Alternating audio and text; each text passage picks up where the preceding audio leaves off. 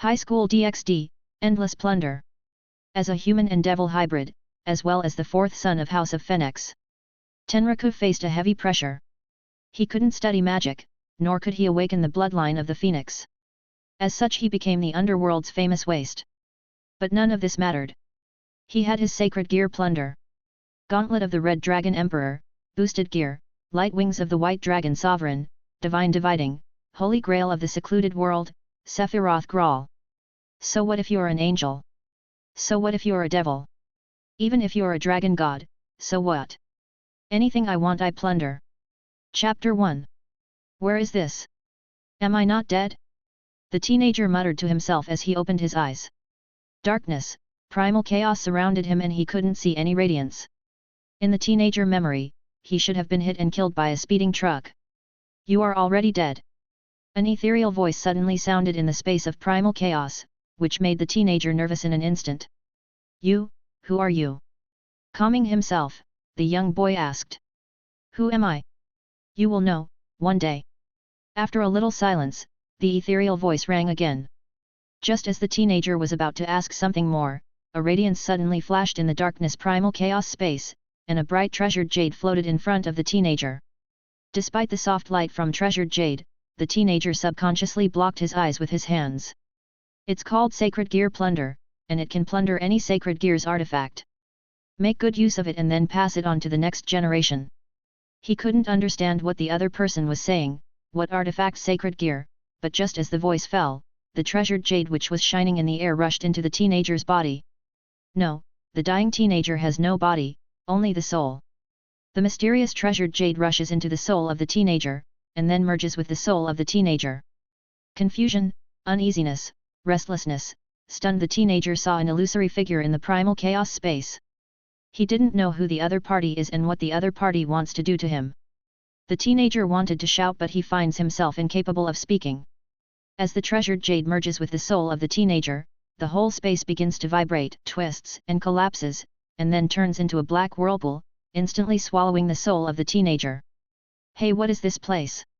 I don't know how long it took for the teenager to open his eyes again. Clearly it is subconscious self-talk, but the voice that came out is like a baby cry.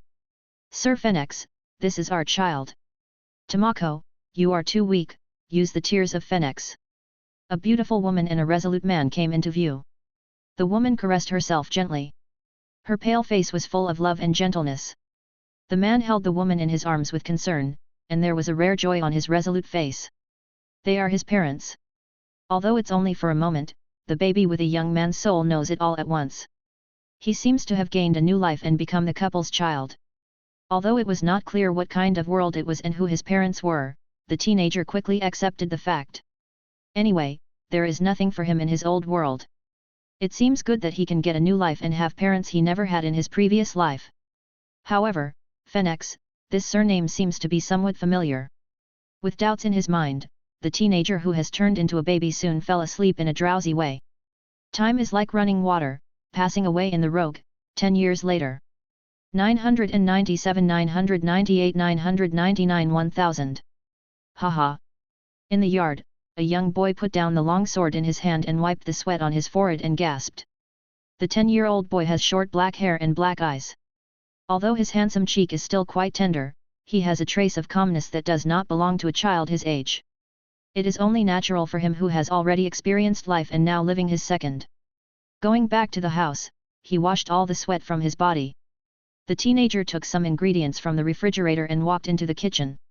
There seems to be only one teenager in the big room, which seems a little lonely.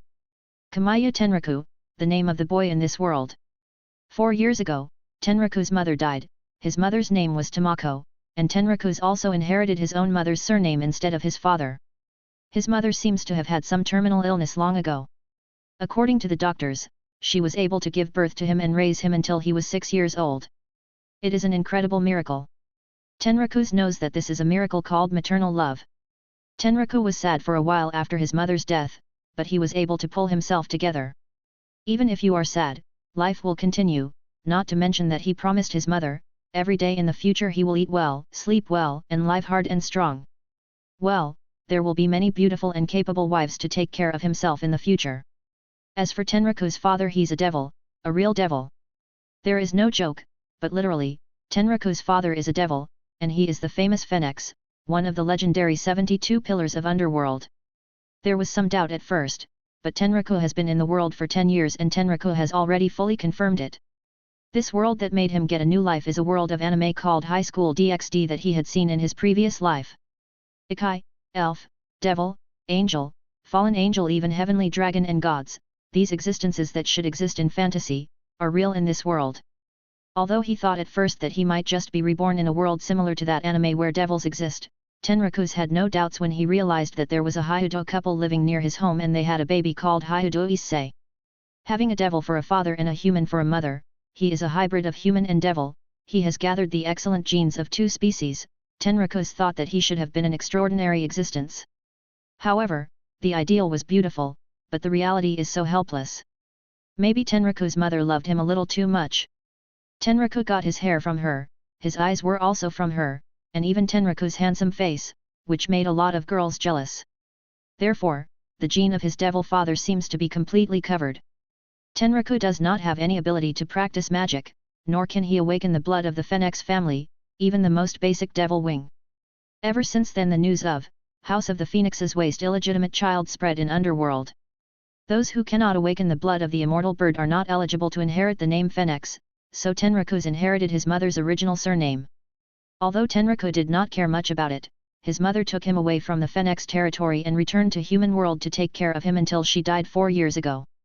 After his mother's death, Tenraku's father, a contemporary family lord of the Phenex family, suggested that Tenraku should return to the Underworld, but Tenraku's rejected it.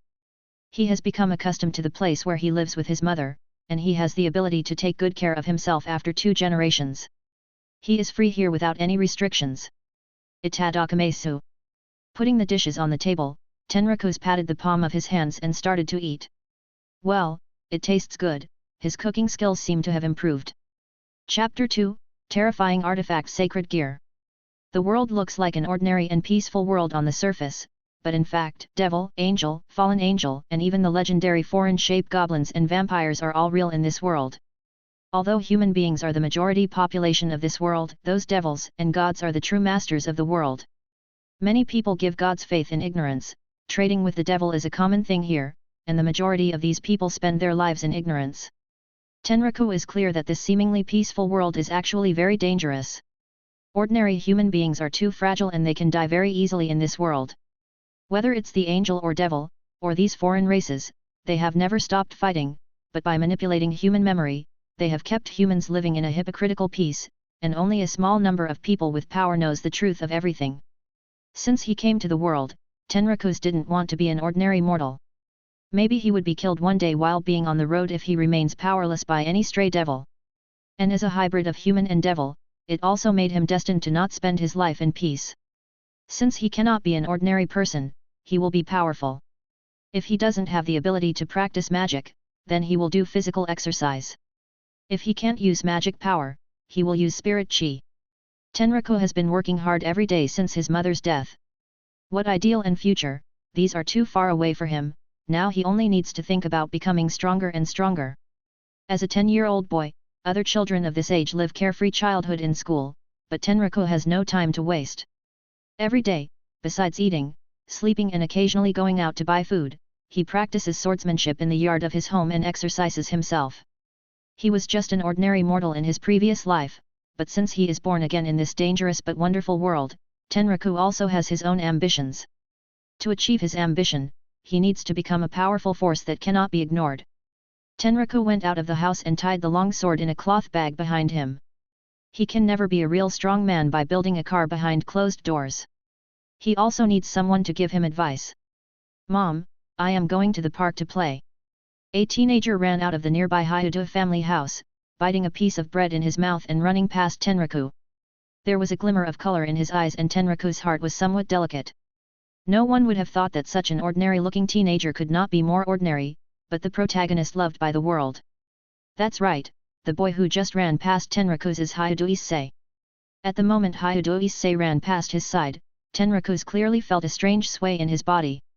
This is not something strange about Tenraku's, but another thing that is in his body. Sacred Gear Plunder, what the mysterious man put in Tenraku's body, he was able to plunder sacred gears of others. It does not require any awakening, nor any practice. Tenraku's ability to plunder any other artifact sacred gear from their host, as long as Tenraku's willing. It is an innate ability of his.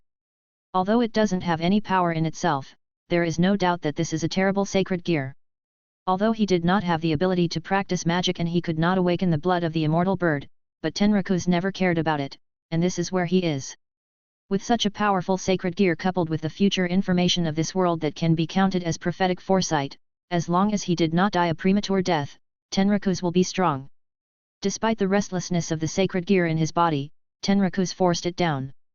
Hyudo Issei possesses one of the highest level sacred gear Gauntlet of the Red Dragon Emperor boosted gear, one of Tenraku's long-planned sacred gears, which Tenraku's tried to capture once after his mother died 4 years ago. Sacred Gear Plunder's ability is beyond doubt and Tenraku's ability to take Gauntlet of the Red Dragon Emperor boosted gear out of Hyudo's body is unhindered, but just when Tenraku's thought he was going to succeed in obtaining Gauntlet of the Red Dragon Emperor boosted gear, the energy of the sacred gear caused a huge change in his expression. The violent and powerful energy almost smashed Tenraku's body apart.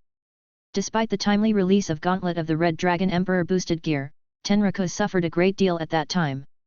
If he hadn't used Phoenix tears on his body, he would have capsized.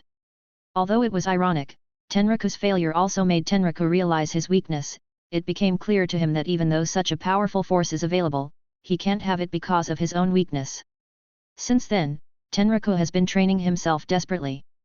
To gain great power, he must first make himself strong.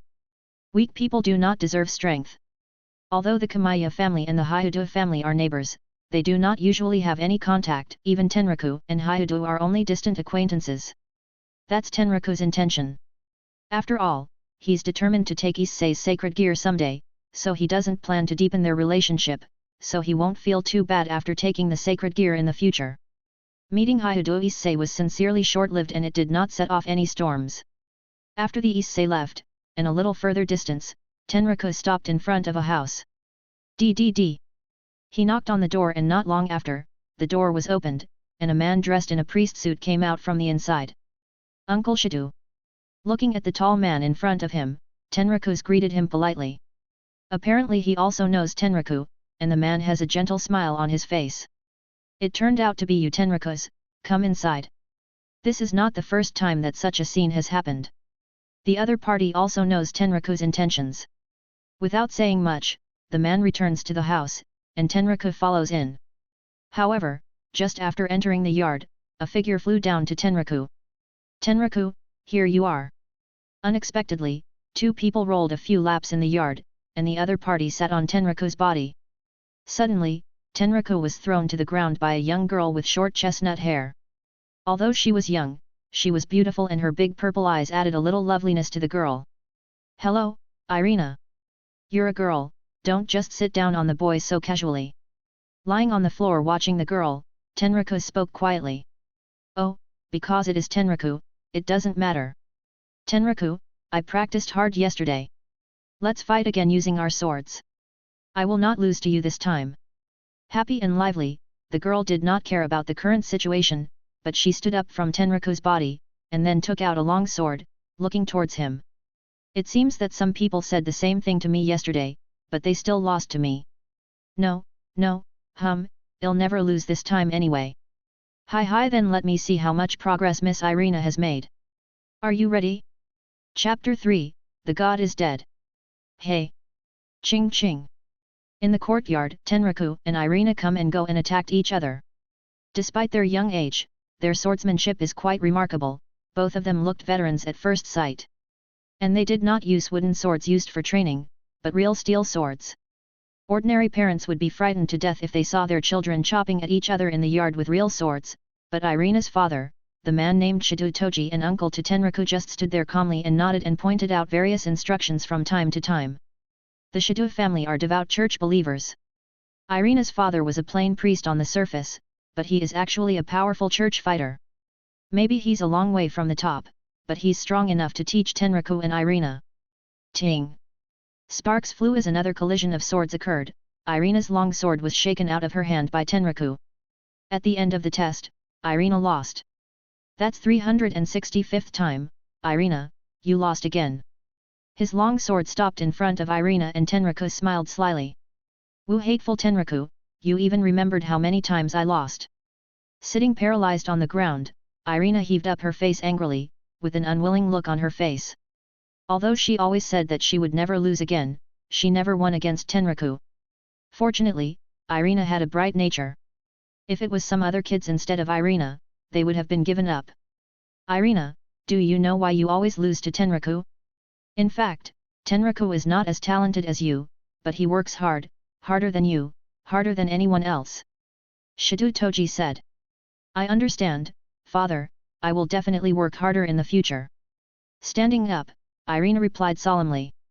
In fact, Tenraku has already achieved a high level in Irina's eyes. She knew clearly about his hard work more than her father and she recognized Tenraku's in her heart. She is just unwilling to accept her losses because she has never won against him. She looked at Tenraku's from the corner of her eyes and couldn't help but blush. Whether it is a young loli or a mature girl, as long as they are normal women, they will like handsome and hard-working boys. Looking at his daughter's appearance, Shishao Toji is not clear on what to think and shook his head while laughing. Little Tenraku, Irina, come and have a snack. With a gentle voice, Irina's mother came out of the room with 2 delicate plates of snacks and fruit in her hands. Mom! Sorry for bothering you again, Aunt Shido. Irina ran over with joy, and Tenraku's also greeted the woman with a good manner. Irina's mother is a very gentle woman and Tenraku has always been taken care of by her. Smiling and nodding, Irina's mother handed them snacks and fruit. Although it's just some ordinary snacks and fruits, it's delicious and delicate. Even Tenraku misses his mother's taste and can't help but take a few more bites. Looking at their daughter and Tenraku, the Shido couple looked at each other, and a smile appeared on their faces. It's not just Irina, but even they are very interested in Tenraku's mature, courteous and hard-working nature. It's hard to imagine that Tenraku was only a 10-year-old child who lived a strong life after his mother's death. In the Hyudo family next door, the naughty boy is about the same age as Tenraku's and Irina, but he only knows how to stack planes and play with mud in the park all day long. They heard that some time ago he often went to a perverted idiot to see Oppai comic. As a result, he learned all about Oppai comic. At a young age, he became a full-fledged pervert. The couple couldn't help but sigh. This really is the case where some people are just better than other people but the goodness in their life is gone. Tenraku, did you think about what I said to you before? With your talent, as long as you join the church, you will definitely get the focus. As if remembering something, Shido Toji suddenly said to Tenraku's. As a devout church believer, Tenraku's talent is so good that if he did not join the church, it would be a waste of talent in Toji's eyes. So he proposed this to Tenraku long ago and revealed some church secrets to him. Of course, these secrets are nothing more than how powerful the church is. The world is not as peaceful as it looks on the surface. In addition to the great gods and the angels, there are evils in the legends like the devil, Ikai, and so on. The church, led by God, is to protect humans from harm, how radiance is great, and so on. Although Tenraku also knows that Irina's father is saying it is for his own good, he naturally cannot promise to join the church. Now it is not yet in the era of peace and friendship between the major races of the original late period. The devils and fallen angel are evil heretics for the church, and there will be no mercy when they know his true heritage. If he joins the church and lets them know that there is still half of the devil's blood in his body, he's afraid that he will be purified. Sorry, Uncle Shido, I am used to being alone, I really don't want to join any organization. Shaking his head, Tenraku's directly refused. Shido Toji's eyes flashed with a bit of disappointment and he was ready to say something else, but Irina's mother interrupted. Honey, just preach in church. Don't do that at home. Don't force little Tenraku to join the church if he doesn't want to. When he heard his wife's words, Shido Toji could only shake his head with a smile. Oh, forget it, everyone has their own destiny. Since you don't want to join the church, I won't ask more. Actually, because of some matter of the church, our family will move to the UK in a few days. If you join the church, we can take you with us, but unfortunately. Tenraku's heart was moved by the words of the other party. He remembers that the Shido family moved abroad in the original book. Although he came to this world, the original fate is still following its trajectory. Now it is almost the time. Uncle Shido, Aunt Shido, no matter where you go, you will always be my beloved elder, and Irina will always be my best friend. Tenraku said sincerely. Apart from Shido's family, he has almost no contact with other people. Although Tenraku's heart is also a bit sad to see them go, he can't really join the church and go abroad with them. Well said. Stay here for dinner tonight, let your aunt prepare some good food, don't refuse this time. Shido Toji laughed and patted Tenraku on the shoulder. Although it was a pity that Tenraku was not going to join the church, he became even more interested in Tenraku. Touching his nose, Tenraku naturally could not refuse, and he could only nod his head in agreement. Because of other things, Shido Toji left first, and Irina's mother, after instructing them to exercise carefully and be safe, returned to the house to prepare for dinner. Tenrakus, why don't you join the church, don't you believe in God? I told you that God is really there, and not only God but there are also the powerful beautiful angels. After her parents left, Irina was quite excited about Tenrakus. Irina hopes that Tenraku will also join the church and leave with them so that she would not be separated from Tenraku, but even though she was a little cheerful and nervous, the girl's instinctive reserve still prevented her from saying that kind of direct and bold words. Ah, the god was there, but he is dead. The corners of his mouth are slightly raised and Tenraku replies in a deep voice. Hearing his words, Irina was shocked and quickly put her hand over Tenraku's lips. Tenraku, don't say that again. If your father hears it, he'll be angry even if it's you. Irina's face was white and solemn. For a devout believer, Tenraku's words just now are totally rebellious and can be considered heretical. Fortunately, Irina is still very young. Although she was taught to believe in God by her father when she was young, her faith is far less intense than that in the original book. So Tenraku's words did not make Irina angry but rather worried that her father would be angry when he heard them. Rest assured, I will only tell Irina this secret, because Irina is special, and I believe in Irina. What is special? Suddenly saying something like this, Tenraku's is really. I'm saying Irina is special, but I didn't realize that Irina has such a lovely side. Tenraku, you dare to laugh at me, I am going to kill you. Chapter 4, Waste of Phoenix House. 3 days later, Tenraku saw off Shido and Irina's family at the airport. Tenraku, I will be back and I will beat you next time when we meet. With her little fist in her hand, Irina had a fierce face, but her eyes were full of intense reluctance. Ah, I'll wait for you, but I'll be stronger too. You'll never win against me. Tenraku's fingers were gently on the girl's forehead, but Tenraku's face returned expectantly without any expectations. Work hard, boy. Only by becoming a real strong man can we appreciate the wonders of the world. Little Tenraku, take good care of yourself in the future. If someone bullies you, call your uncle and aunt. Mr. and Mrs. Shido told Tenraku's a lot, and Tenraku's listened carefully. They won't see each other anymore and they will meet years from now. Uncle Shido, Aunt Shido, Irina, have a good journey, please take care of yourself. Though reluctant to part, the moment of departure finally arrived. Under Tenraku's eyes, the family waved goodbye and boarded the plane. Sighing a little, Tenraku turned and left, but there was a glimmer of determination in his eyes. Although he is still very weak now, one day he will become a real powerhouse, and then he will realize his ambition and appreciate the wonderful world. Back home, Tenraku began to pack his luggage. Mr. and Mrs. Shido and Irina have left, so he's about to start his own journey. Yet, Tenraku's was ready long ago. He's going to walk around the corners of the world, hone his practice, and look for powerful sacred gears. However, before he can travel, he has to go back to the underworld. After sorting out his luggage, Tenraku took a piece of paper from the drawer. On the piece of paper is a complex magic square, and in the middle of the magic square there is a winged flame bird. After a little meditation, Tenraku mobilizes his pure magic power and enters it into the magic square. The next moment, with great light, the magic square flew out of the paper, and then, under Tenraku's gaze, a figure came out of the square. His Highness Tenraku. Graceful and tall, a beautiful woman with magic staff in hand came out of the magic square. The woman has long purple hair and a beautiful face which is quite charming, but what is more interesting is the arrogance and pride on her face. Yubelina, take me back to the underworld. Quietly removing his eyes from her, Tenraku said. Yes. Nor did she say much. The woman named Yubelina put her hand on Tenraku's shoulder. At the same time, the magic staff in her hand suddenly spread out into a magic square. With a flash of light, the two disappeared. Underworld, where devil, corrupt angels and many ghosts live, is the same size as human world Earth. In the jungles of the mountains and rivers, in addition to the purple sky, there is little difference between Underworld and human world. Phenex, as one of the 72 pillars of the Upper Devil Society, has a vast territory, even comparable to a small country of human world.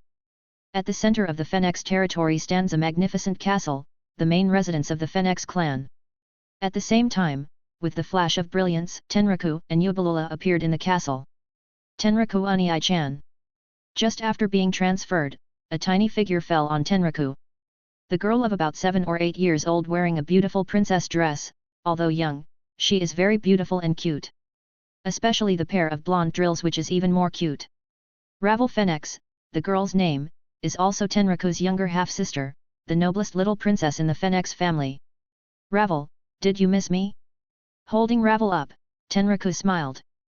Well, I miss you very much, Tenraku Unii-chan. Gift, my gift, Unii-chan? She nodded her head forcefully and looked at Tenraku with big, watery eyes expectantly. Hi, the gift for my cutest younger sister Ravel, I will definitely never forget it. Tenraku took out various little gifts that have been prepared for a long time. Although they are not very precious things, they make the little princess in his arms filled with joy, and the big beautiful eyes bend into lovely crescents. In addition to Ravel, there are several other girls who have appeared together. A girl in armor, Cheongsam girls with sandbag heads, twin girls with lovely beastly ears, Kwangai girls with huge swords, maids in the combat department, kimono girls like Yamato Nadeshiko with half of their faces covered by masks. At first glance, many would think that they are a strange group of girls. Long time no see, Carlamine, Swillen, Isabella, and everyone. Smiling, nodding to the girls, Tenraku greeting. Long time no see, Your Highness Tenraku. With different looks, the girls also saluted back. Including Yubelina, they are all the girls collected by Phenex family from all over the world with excellent qualifications. They will work as both family ministers and chess pieces, in the future as peerage to serve the successor of the Phenex family. Although Tenraku lives in human world most of the time, he also returns to Underworld once in a while. He is familiar with these girls and has a good relationship with them. Well, the bastard son, the waste that humiliates the immortal birds, what are you doing back here? A sarcastic voice sounded, which made the original good atmosphere stagnant. Tenraku and all the girls looked in the direction where the voice came from and saw a handsome blonde teenager leaning against the wall not far away, just holding hands and looking cold with a look that said, I am powerful, don't provoke me. Riser Phenex, one of the 3 men of the Phenex family and brother to Tenraku and Ravel. Oh, Riser, I'm really sorry to have humiliated the immortal bird. You must have been laughed at by other nobles outside with junk like younger brother like me. For better or for worse, Tenraku's will naturally not be offended by such a little irony. Not only was there no anger, Tenraku even laughed. Looking at his half-brother, Tenraku was in a slightly delicate mood, because this brother was robbed of his engagement by Hyudo Issei in the original book, and lost a duel in front of the Devil King and various powerful men, which made him stagnant. He is one tragic and hard-pressed fellow. And after hearing Tenraku's teasing, Razor, who was a little unhappy, looked even worse. As Tenraku said, because of his waste of younger brother, he was laughed at outside by other nobles. Just as Riser was ready to sneer at Tenraku, it was Ravel's crying voice that rang out. Tenraku Unii-chan, Riser Unii-chan, don't quarrel. There was still some anger to break out, but Riser could not help feeling soft when he saw his younger sister pleading, but he still could not put his face on the concession, snorting coldly. Hump, I won't quarrel with a waste. Father summoned you, don't waste his time. Throwing a cold sentence, Riser turned around and left. Tenraku said nothing more. He comforted the little princess in his arms and walked into the castle with Ravel in his arms. Chapter 5, Men of House Phenex. The Phenex family castle is very grand and magnificent, which cannot be overstated by the splendor of the Golden Wall. As one of the 72 pillars that survived the ancient wars, coupled with the tears of Phenex, the holy medicine of revival, the Phenex family has amassed amazing wealth for countless years, even in the whole underworld. Many servants shuttled around the castle, busy with their work, but stopped to salute after seeing Tenraku's and Ravel. Ravel, as the most beloved little princess in the Phenex family, no one dares to disrespect her. As for Tenraku, although he is a mixed-race illegitimate son who can't awaken his blood and has a reputation as waste in the whole underworld, his father is their master and the servants cannot be disrespectful towards him in this hierarchical devil world. Passing through the corridors, it didn't take long for Tenraku, who was holding Ravel in his arms, to come to where his father, the Phenex contemporary family lord, lived. The blonde-looking middle-aged man looked the exact same as when Tenraku came to the world, he did not change. In addition, there is a woman in the room, she is beautiful and charming and has a noble temperament, she looks like grown Ravel. Mother father. Father, madam. Ravel climbed down from Tenraku's arms and threw herself into the woman's arms. Tenraku's dressed his jacket also paid his respects. You came back. Well. You know, you can call me mother as Ravel does. His father, the family lord is still as dignified as ever, but Ravel's mother, who is the wife of the family lord, looks at Tenraku's with some bitterness. Tenraku feels embarrassed and he touches his nose. Although his stepmother is very good to him, it's weird to call her mother, his real mother is Tamako, and it's awkward to call someone else's mother again. Since you have come back, stay for a few more days. Don't get too close to the priest's family in the future.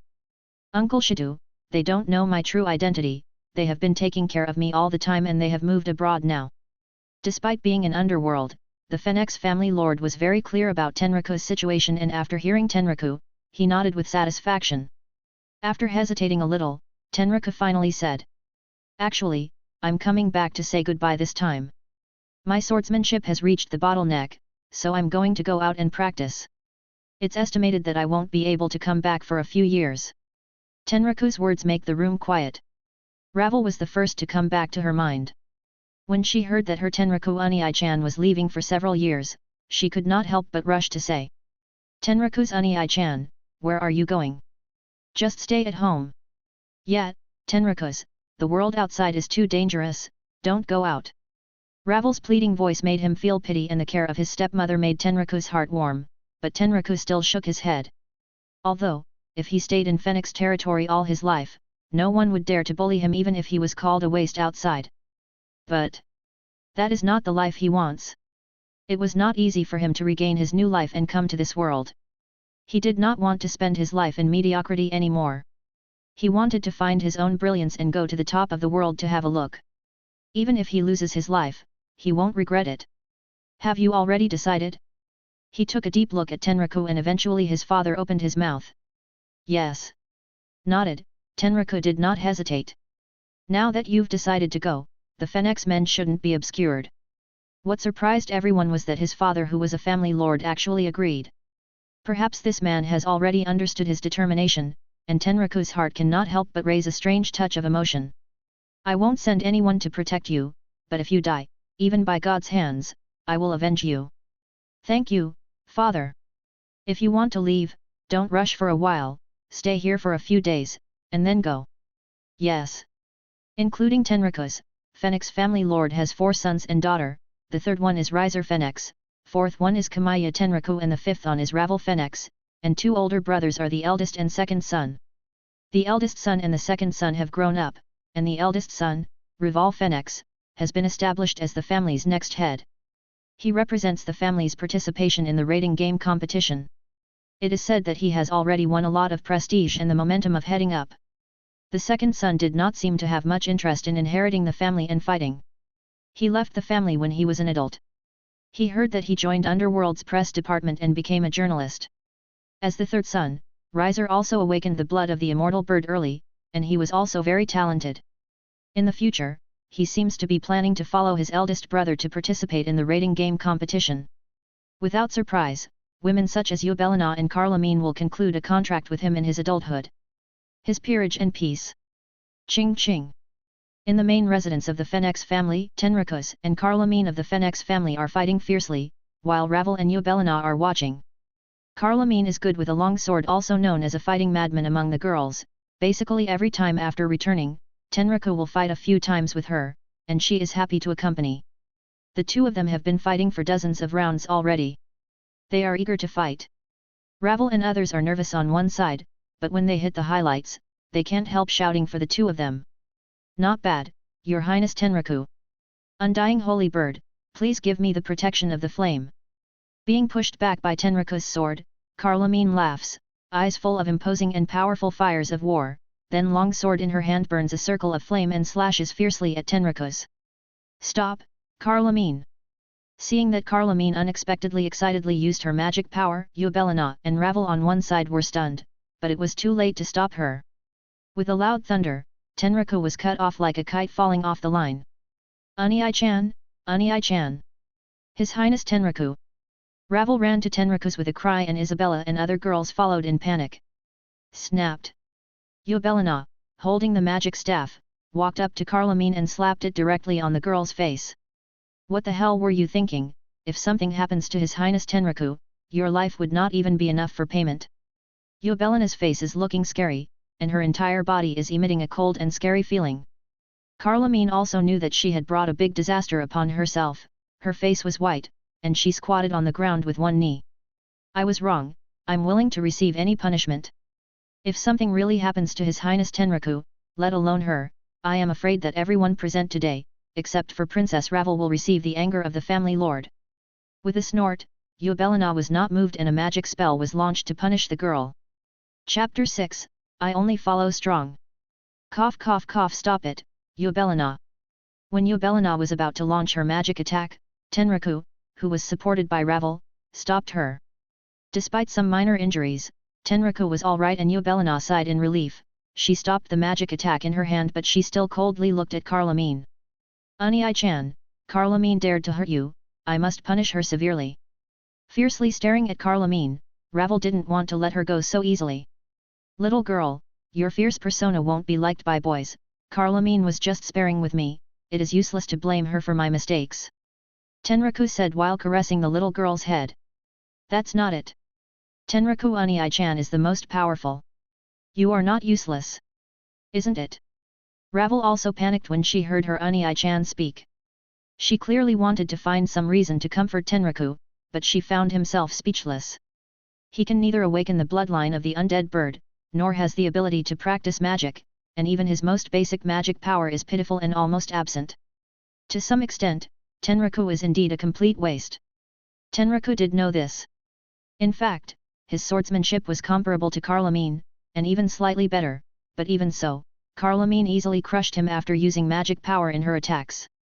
If someone else encounters such a situation, they would have already become desperate, but Tenraku has not given up, because he still has his ambitions and his hopes. Your Highness Tenraku, what do you want to do with Carloman?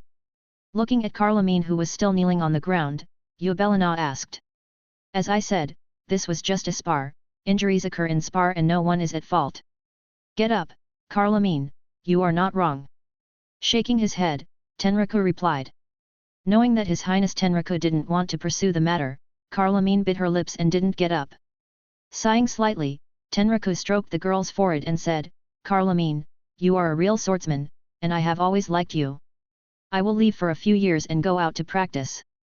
How about we make a deal? After hearing Tenraku's words, Carloman finally raised her head, and even Yubelina and Isabella on the side were puzzled. Deal? Ah, promise. If all goes well, you will contract with Riser as soon as he comes of age, to be his peerage member and peace, but I will also come of age and fight him, and if I win him, you will be in my peerage and become my knight. Tenraku's tone is not low and all the women thought that he is having an auditory hallucination.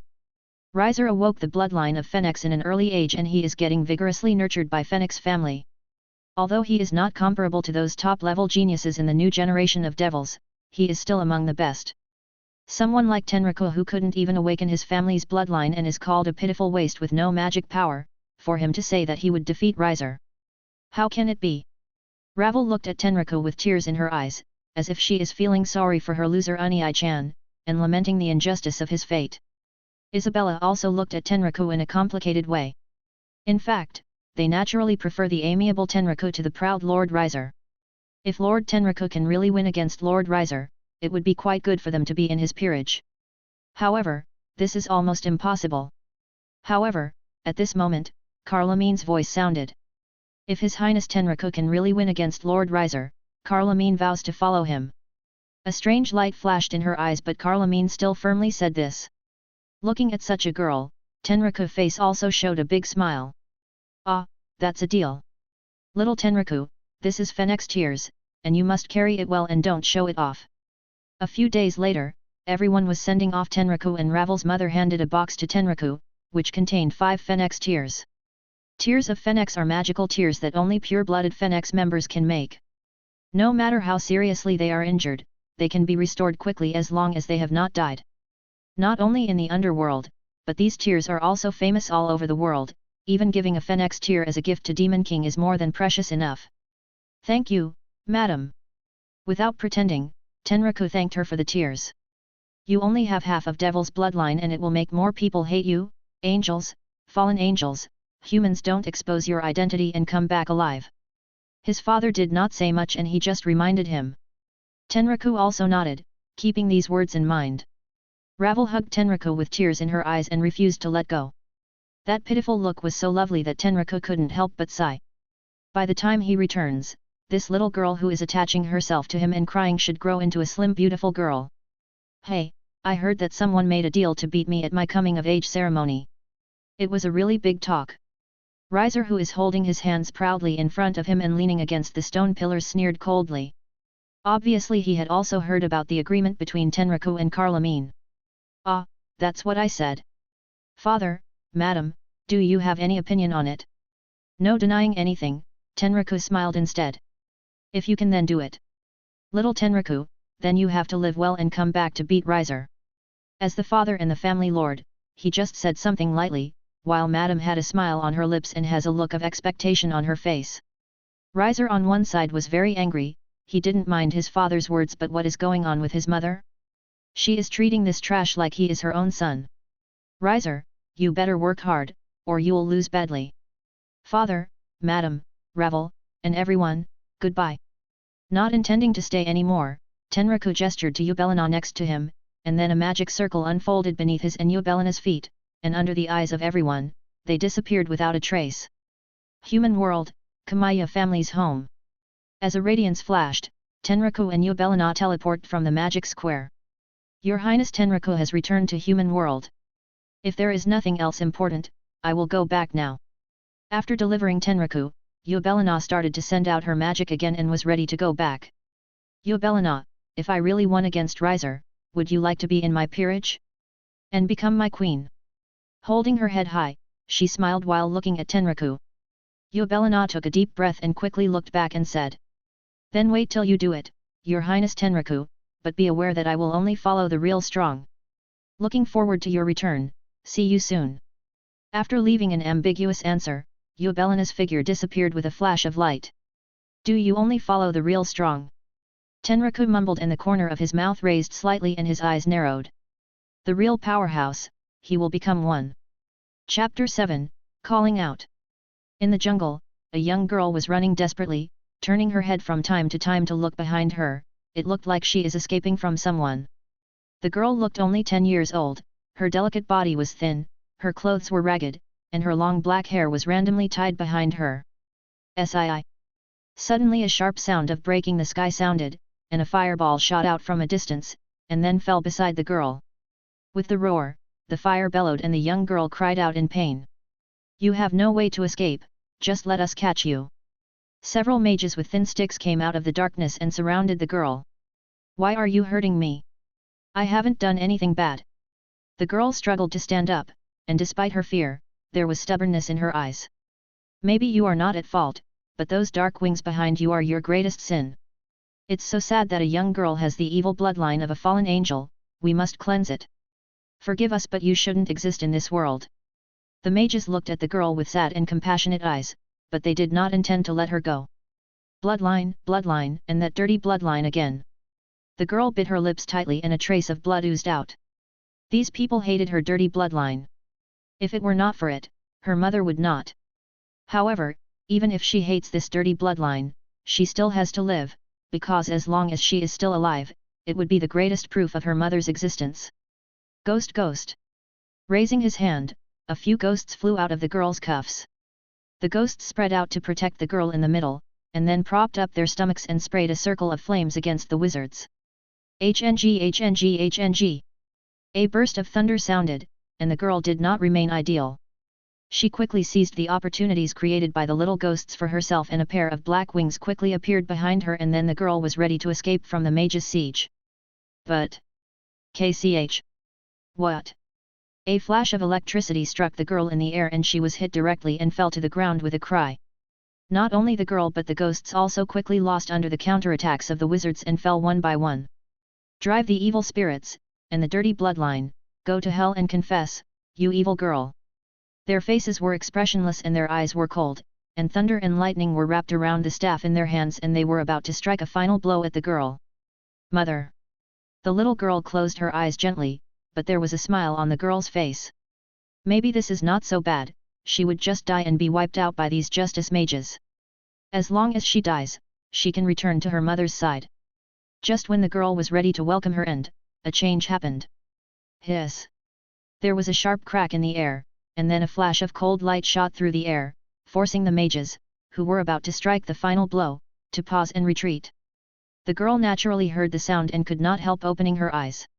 She saw a sharp long sword being inserted in the tree next to her, trembling and buzzing. Who? Headed by a middle-aged mage, all the mage were staring at the direction where the long sword had come. With the sound of rustling, under the watch of the girl and all the wizards, the figure of a teenager came out of the darkness. It is Tenraku. Boy, who are you and why are you hindering us? Frowning, the middle-aged mage said. There are countless strange people in this world. For this young man to appear at such a time in such a place to prevent them from killing Angel's evil children. Naturally, they will not regard him as an ordinary teenager. It doesn't matter who I am, but can you let this girl go? Extracting his long sword from the tree, Tenraku appeared in front of the girl and spoke with a gentle tone. Boy, do you know who she is? She is a helpless person who needs help. That's just her hypocritical appearance, there is evil blood in her that came from a fallen angel.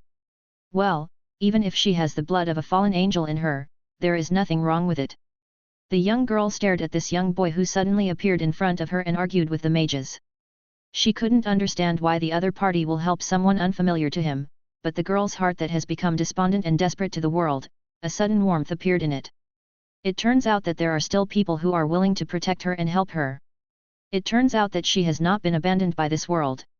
Endless bitterness and touch welled up in her heart, but the girl who had already learned to be strong did not let tears appear in her eyes, she just stared at the figure of the youth, to imprint him forever in her heart.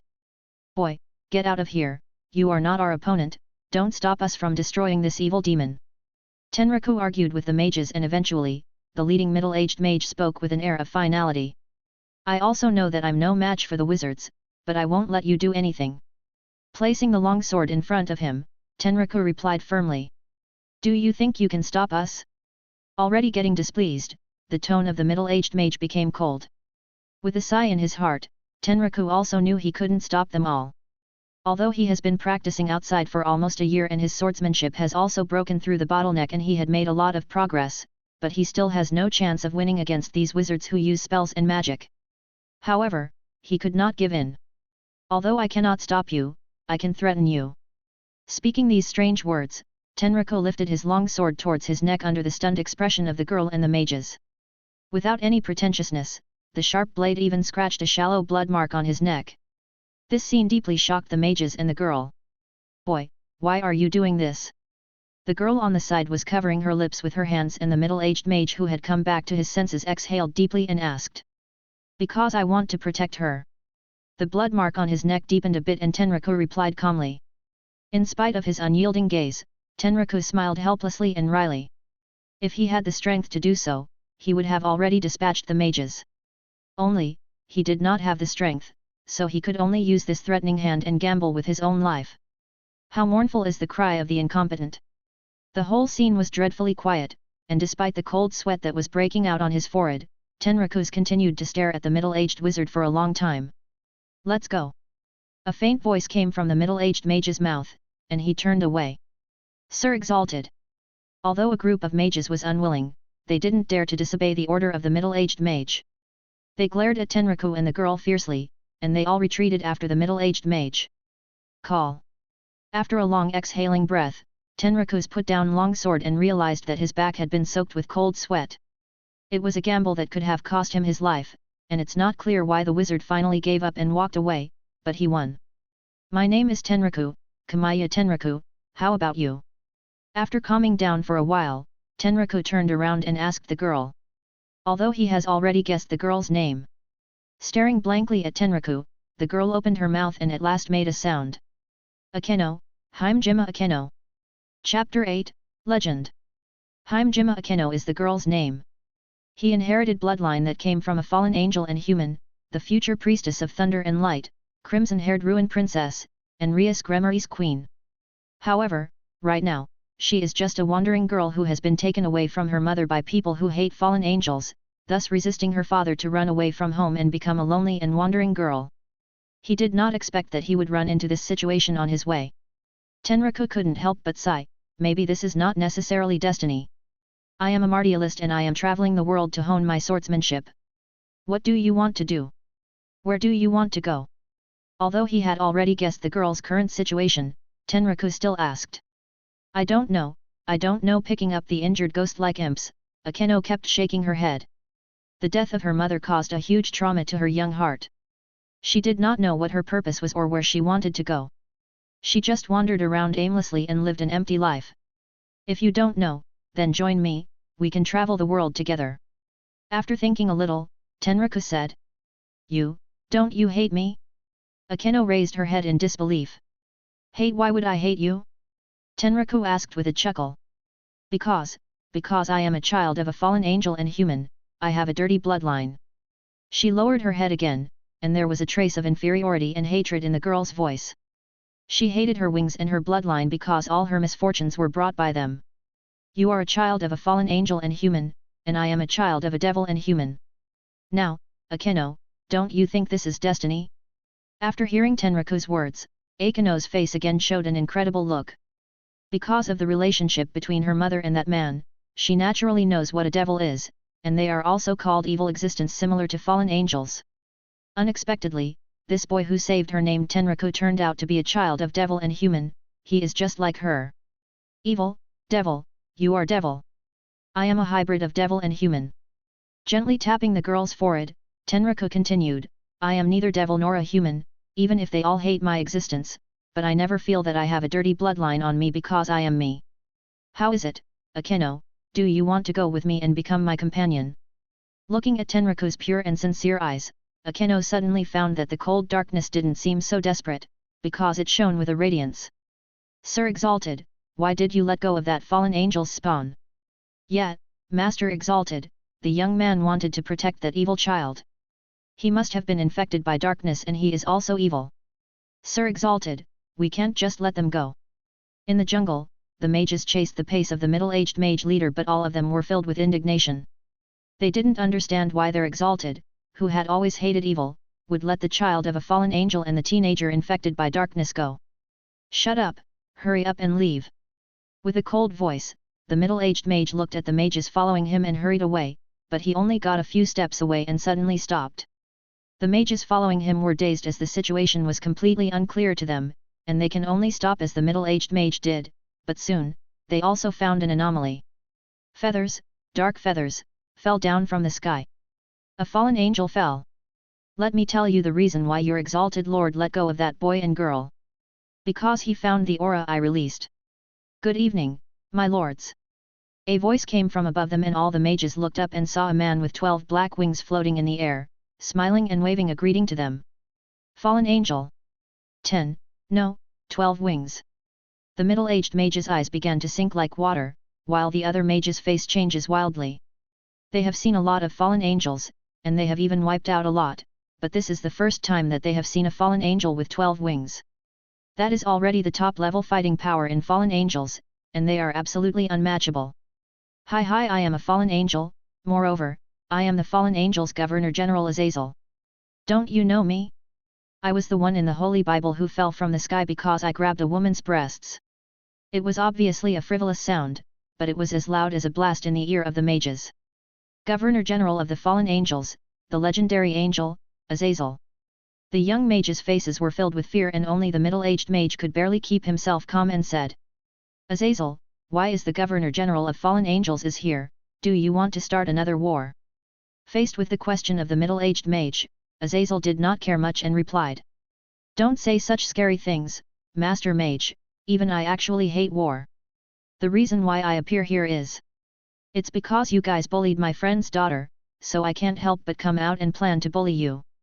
Speaking of which, Azazel, who originally had a frivolous appearance, also became sharper, and the corner of his mouth raised in a cold arc. Is that so? Laughing helplessly, the heart of the middle-aged mage was relieved, as long as it did not cause war. But the mage couldn't help but regret it. If he knew that the girl had something to do with the legendary fallen angel Azazel, he would have eliminated her as soon as possible without hesitation. The opportunity has been missed, and the middle-aged mage no longer thinks too much. Looking at Azazel above the sky, his eyes grew sharper. Although they have no chance of winning, they will never succumb to evil. Thunder and lightning. His spirit power surged and the tin rod in his hand was held high. The middle-aged mage instantly cast a huge thunder and lightning ball to attack Azazel. Facing this attack, Azazel in the sky also condensed a long sphere of light and then threw it towards the thunder and lightning ball. LNG. The thunder was splattering and the loud noise soared. What happened, Tenraku? Akeno, who wore a flushed face on Tenraku's back, saw Tenraku stop suddenly and could not help asking. Frowning slightly, he looked back into the distance, and Tenraku finally shook his head. Nothing, let's go quickly. Looking at the human mages lying in the ruins of his own making, Azazel smiled mischievously and then flew into the air with his wings. The girl born of a fallen angel and human being, the boy born of a devil combined with a human being, fate is really interesting. Chapter 9, Never Forget. 9997 9998 9999. In an abandoned temple, Tenraku is sweating in the yard while practicing his swordsmanship. Not far away, Hime-jima Akeno was preparing food for the two of them, while a few ghost imps flew in the air around Akeno. High School DD is a magical world of higher plane, with a variety of legendary races and various magical powers. Devil uses magic power to gather wind and rain, thunder and lightning. Angel uses power of light to purify all evils, and there are even divine powers that only the original protagonist Hyudo can use. As a hybrid of devil and human, Tenraku is able to practice both magic power and spirit chi. Magic power comes from spirit and imagination. The stronger the spirit is, the easier devil gets magic power, and the spirit is the expression of the soul. Perhaps because his soul does not belong to this world, Tenraku did not have the ability to practice magic, and the magic power that he can gather is also pitiful, so he gave up on the practice of magic power a long time ago and chose spirit chi. Spirit chi, also known as spirit power, internal chi, chakra, is an ancient fundamental force that flows between heaven and earth. If magic power comes from the spirit, spirit chi comes from the whole body. It is a mysterious and unknown power hidden in all animals, plants, and human bodies.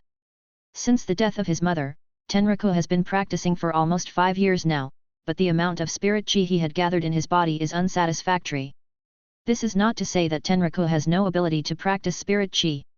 On the contrary, his ability in this area is quite good.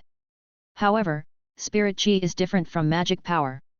Magic power can quickly accumulate as long as one has a strong spirit, but spirit chi can only be dug up from the body step by step and drawn from the world. At first, it may be a bit slow, and it is not as good as magic power users. However, this speed will gradually increase with the increase of spirit chi and the strength of the users. When it really grows, he will not be worse than any magic power users. And he would even have some special abilities. Tenraku, dinner is ready. Akeno came to Tenraku's side at some point and looked at Tenraku's with a smile on her face.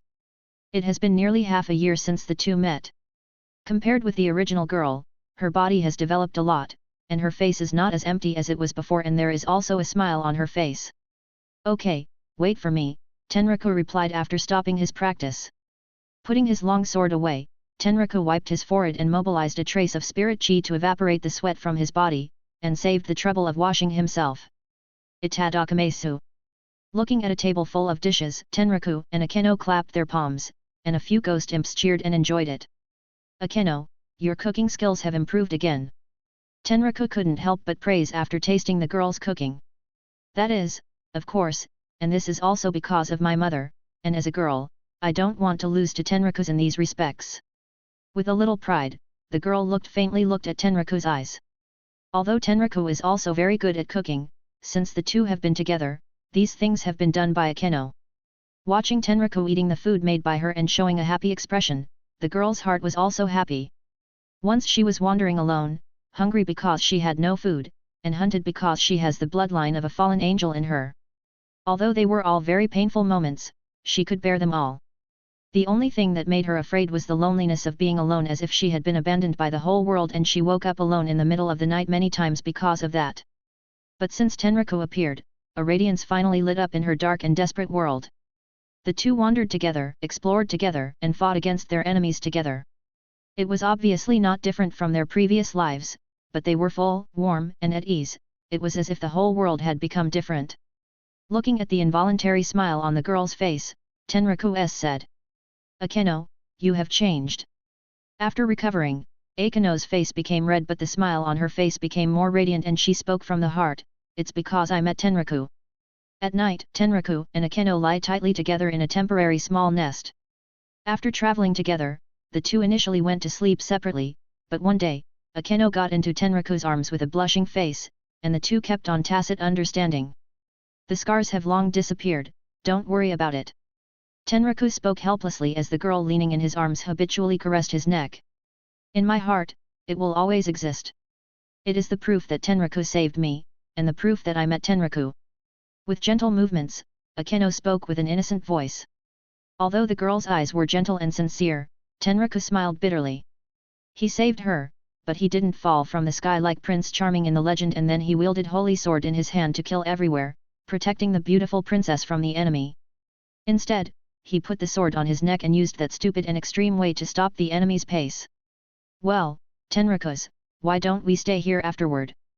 Aunt Harino in the town said she could take us in, and if we didn't want to live in her house, she could ask the villagers to build a house for us."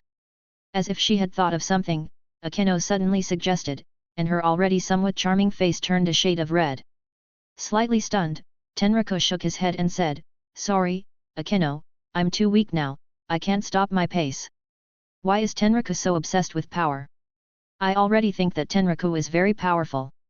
Rejected by Tenraku, the girl's face instantly turned white, but she was still puzzled. She didn't understand why Tenraku is so persistent.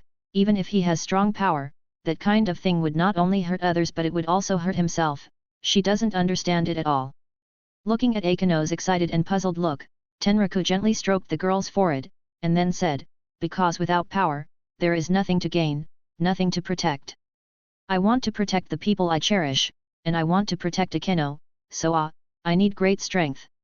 Upon hearing Tenraku's answer, Akeno remained in a daze for some time, and then she covered her lips with her hand, and tears rolled down her face. "Sorry, Tenraku. I. Feeling self-reproach and guilt, the young girl was choking with sobs. There are many similarities between the two of them. They are both half humans and half devil and angel, and their respective mothers died early in their lives. But there is one thing that is different. Tenraku did not inherit his father's ability, nor can he awaken the power of a devil, but she has inherited the abilities of her father and mother perfectly. As long as she wants, she will soon be able to master this ability and become strong. However, because she hated this power, she was unable to accept it for a long time. Akeno, I want to pursue great power, it's my choice, but you are different. Don't feel guilty, and there is no need to blame yourself. You just have to live your life the way you want to live it." Tenraku comforted while gently rubbing the girl's forehead. As the silence subsided, the girl wiped the tears from her face and looked up. Tenraku is too cunning to say such things to others. Looking at the smile on the girl's face again, Tenraku could not help but scratch his head. At this time, when he said this kind of words, maybe he was really cunning. "We've been here for a long time. Let's continue our journey tomorrow."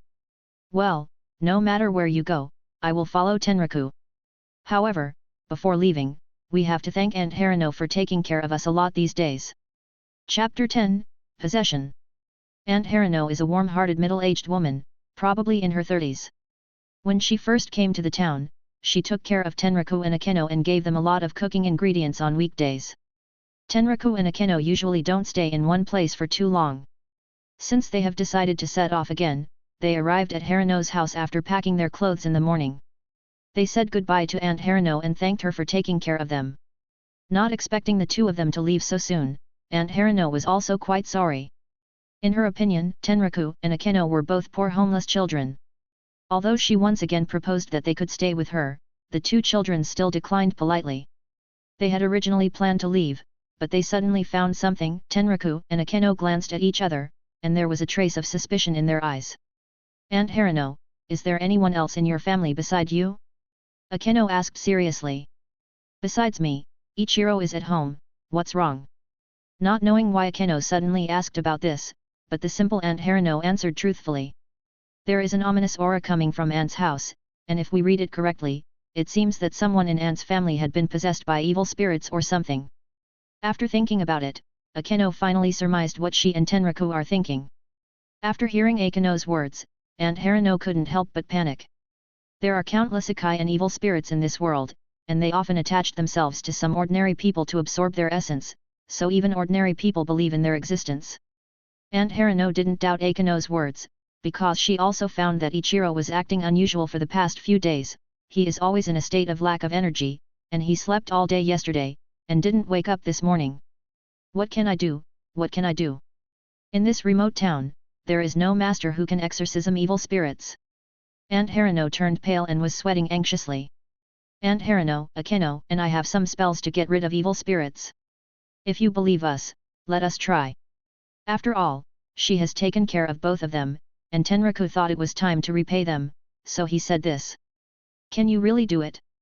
Although Tenraku's words made her feel a little emotional, Aunt Harino still hesitated.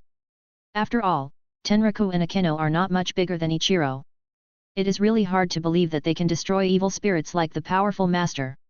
Looking at Aunt Harino's indecisive look, Tenraku and Akeno smiled at each other without explaining anything. Although they are still not masters at present, they are still able to deal with a few evil spirits, and they have done many similar things in the past 6 months of traveling together. In the end, Aunt Harino, who had no other choice, still chose to believe the two. After instructing them to be careful, she invited them into the house and took them to Ichiro's room upstairs. Ichiro is the only son of Aunt Harino. He is an ordinary teenager of 8 or 9 years old. He was sleeping peacefully when the three entered his room. Of course, this is just the scene in the eyes of Aunt Harino, and in the eyes of Tenraku and Akeno, the teenager named Ichiro is lying on the bed screaming for help as his life force is getting sucked by an evil spirit. Aunt Harino, you should go outside and wait for a while, don't come in no matter what you hear. The young man named Ichiro could not hold on for long, and Tenraku's face became solemn. Although the evil spirits could not be seen, Aunt Harino could only trust the two at the moment, ensuring that she would not come in, and then exited the room and closed the door. Akeno, be careful. Yes, you too. After reminding each other to be careful, Tenraku pulled out the long sword from behind him, and Akeno also released some of her own imps. These little imps are a group of little guys that Akeno once met while drifting alone. For some reason, Akeno became friends with them and she has been taking care of them. Although they are not very strong, they can also help her as an enabler. At Akeno's command, the few imps screamed and rushed towards the evil spirit. The evil spirit, who was already consuming the boy's life force, was disturbed by the imps and looked irritable. It opened its big mouth and was about to kill these annoying little people, but the imps were very clever and they flew away at the sight of the situation, and then returned to Akeno. The enraged evil spirit stopped there. It let go of Ichiro's soul and roared towards Tenraku and Akeno. Come here. With a sharp flash in his eyes, Tenraku rushed against the evil spirit while mobilizing spirit chi in his body to cover the sword body. Ordinary swords cannot harm evil spirits, but swords covered with spirit chi can do it. The sword in Tenraku's hand falls, and with the cold light flashing, the evil spirit in the air was directly cut off by Tenraku's sword. Ah! The evil spirit, who had been cut to pieces, let out a shriek of pain, and the fierceness light grew in it. It was ready to bite Tenraku's in spite of everything. Thunder and lightning. At just the right moment, Akeno's voice rang from the side, and the girl's jade-like finger pointed towards the evil spirit, and then a beam of electric light emitted from it, directly exploding the evil spirits in the air into flying ash. Wow, oh mom, I'm so scared, so scared. Oh my Ichiro, you scared your mother to death. In the living room of Harino's house, Tenraku and Akeno stood side by side while watching mother and son crying together. Although the two of them are just doing this to repay the favor, it feels good to help others occasionally like this. Ichiro, can you tell us what is going on? Why were you possessed by an evil spirit? Yeah, Ichiro, you tell your mother what happened. Tenraku asked when the mother and the child were crying, and Aunt Harino also eagerly asked. At first, Ichiro dodged their eyes, but he finally told the truth under the pressure from his mother. It turned out that he received a leaflet while playing outside a few days ago. The leaflet was painted with a peculiar magic square, and the person who gave him the leaflet also told him that he could summon the Devil Lord as long as he called to the magic formation in good faith. Devils can do anything he wants, so long as he pays the price. The little guy took the leaflet back to his house with a little doubt. Finally, he couldn't resist his curiosity and tried to summon the devil from this magic circle with a sincere heart. To his surprise, he actually summoned a devil. The devil was not as terrible as he heard in the legend, but it was rather kind, which relaxed the young Ichiro, who was nervous and frightened at first. After asking the devil a lot of questions, Ichiro finally exchanged his most beloved toy with the devil for the ability to temporarily talk to ghosts. After gaining the ability, Ichiro found that he could see a lot of ghosts floating in the air. Not only could he talk to them, but he could also find them to play with. At first, everything was fine, but then he saw a black-spirited ghost. He did not agree to speak to him, but when he invited him to play with everyone, he threw himself over and grabbed his neck, and also sucked his own energy, and then what everyone knew later happened. After hearing Ichiro's statement, Aunt Harano was stunned, but Tenraku and Akeno were not surprised. Devils in this world would enter into contracts and trade with humans for various reasons. Tenraku also specifically asked the younger Ichiro if he knew the name of the devil who traded with him, but the little guy shook his head, and the other party only told him that he was a peerage member of some big devil in the underworld.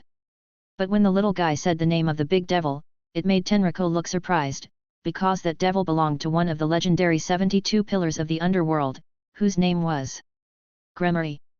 Chapter 11, Request. With the Harano family's repeated gratitude, Tenraku and Akeno set off on their journey again. Tenraku, let's get out of here. Just out of Harano's house, Akeno looks anxious. Due to their identities, in order to avoid unnecessary trouble, they usually avoid the territories of Devil and Church during their travels. However, they did not expect that this time, they not only broke into the territory of a devil family, but they also saved someone in their territory from an evil spirit.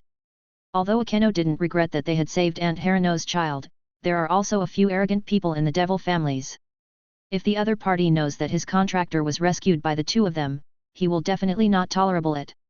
In order to scrub the stain, he might catch up with the two of them and finish them off. Looking at the girl's worried eagerness, Tenraku nodded his head in agreement, but he was also a little concerned. Gremory, this isn't just a coincidence.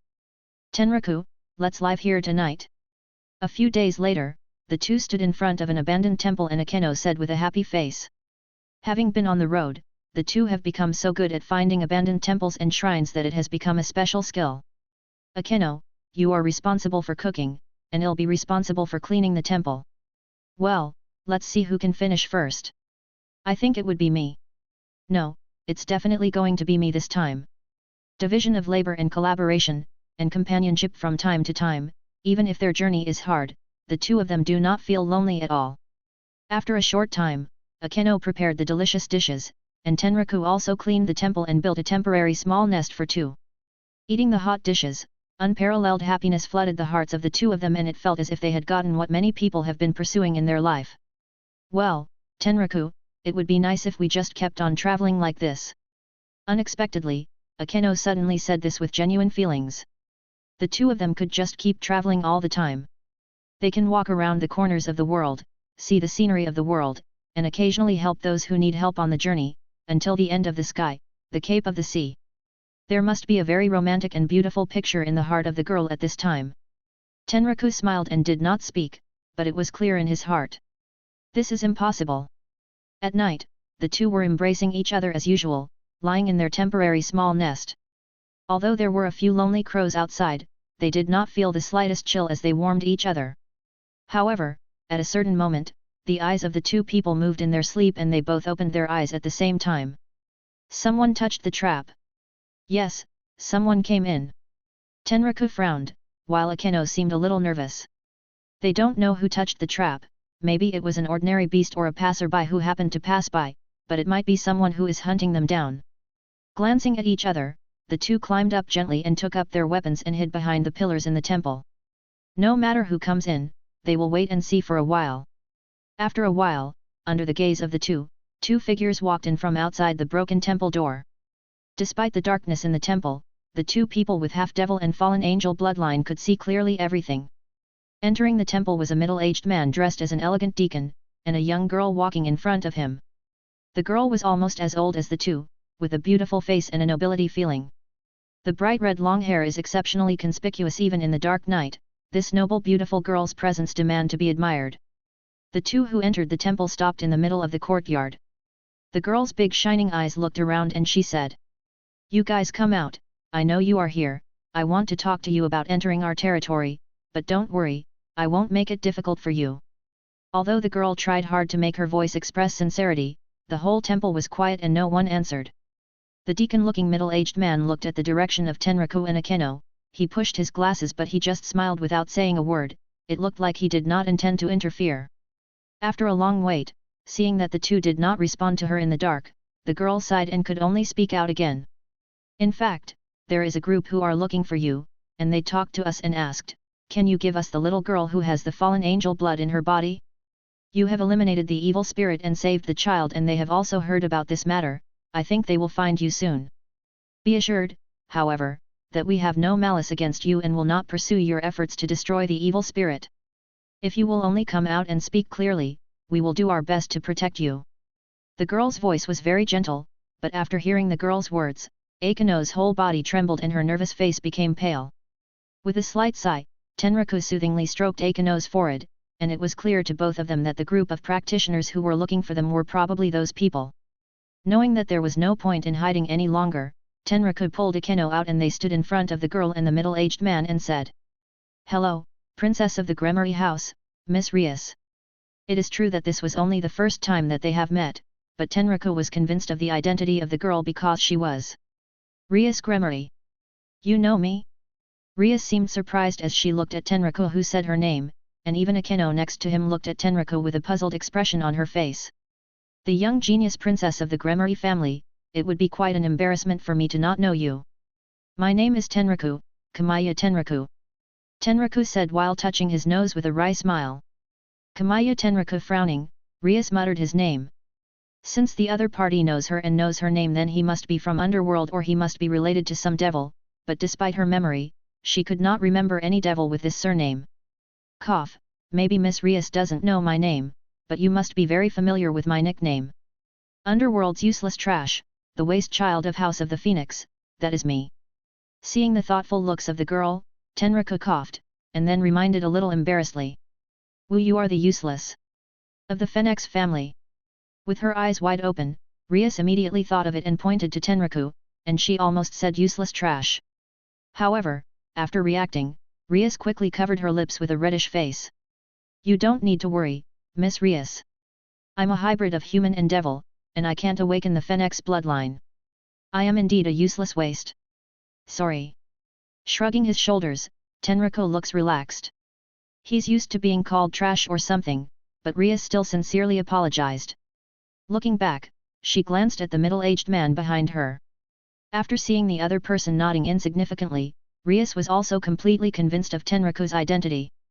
Looking at Tenraku, who was calm while confessing his name as waste without showing any inferiority, Rias became curious for the first time. This boy, who is only as old as her, what has he experienced for him to have such a strong mindset? "Miss Rias, to make a long story short, you must have known the situation on our side. Her name is Akeno, and she is the one with the bloodline of a fallen angel and humans, which is exactly what the group of practitioners are looking for," Tenraku said while pulling Akeno in front of him. With a nod, Rias did not deny that, although Tenraku's identity surprised her a little, she had already investigated Akeno's case. "Miss Rias, I have a request, and I hope you can agree to it." Suddenly bending over, Tenraku surprised everyone. "Your Highness Tenraku, please speak." Rias spoke after she came back to her senses. No one knew what Tenraku is about to do. Under Rias, Akeno, and the middle-aged men's watch, Tenraku finally expressed his request. "Miss Rias, I want you to take Akeno with you." Chapter 12, Stronger Than Anyone. "I don't want it." As soon as Tenraku had finished speaking, Akeno shouted, and then, ignoring Tenraku and Rias, she ran deeper into the temple. "My apologies, Miss Rias, I also know that such a sudden request is difficult, but I really hope that you can take Akeno with you. Let her be your peerage or your servant, and Akeno will never let you down." There was a flicker in his eyes, but Tenraku soon recovered and pleaded earnestly. "Why are you doing this, is she not your valued and important companion? Rias asked sharply while sighing slightly. Although she is still young, she is already an upper-class devil, and according to Tenraku's next answer, she will also make her choices and judgments. If the other party's reasons are okay, then there would be no problem, but if the other party just wants to throw away the girl simply because he hates her. It is because she's an important companion of mine, so. Please. Agrippa, what do you think of the fourth child of the Phenex family? Walking out of the temple, Rias asks the male deacon behind her. Don't you already have your own judgment, Miss Rias? Pushing his glasses, the man smiled slightly, but continued. That kind of firm and pure look is not something that a coward and liar can have. Nodding resignedly, Rias agreed. Although she did not refuse Tenraku's request in the end, she did not agree easily.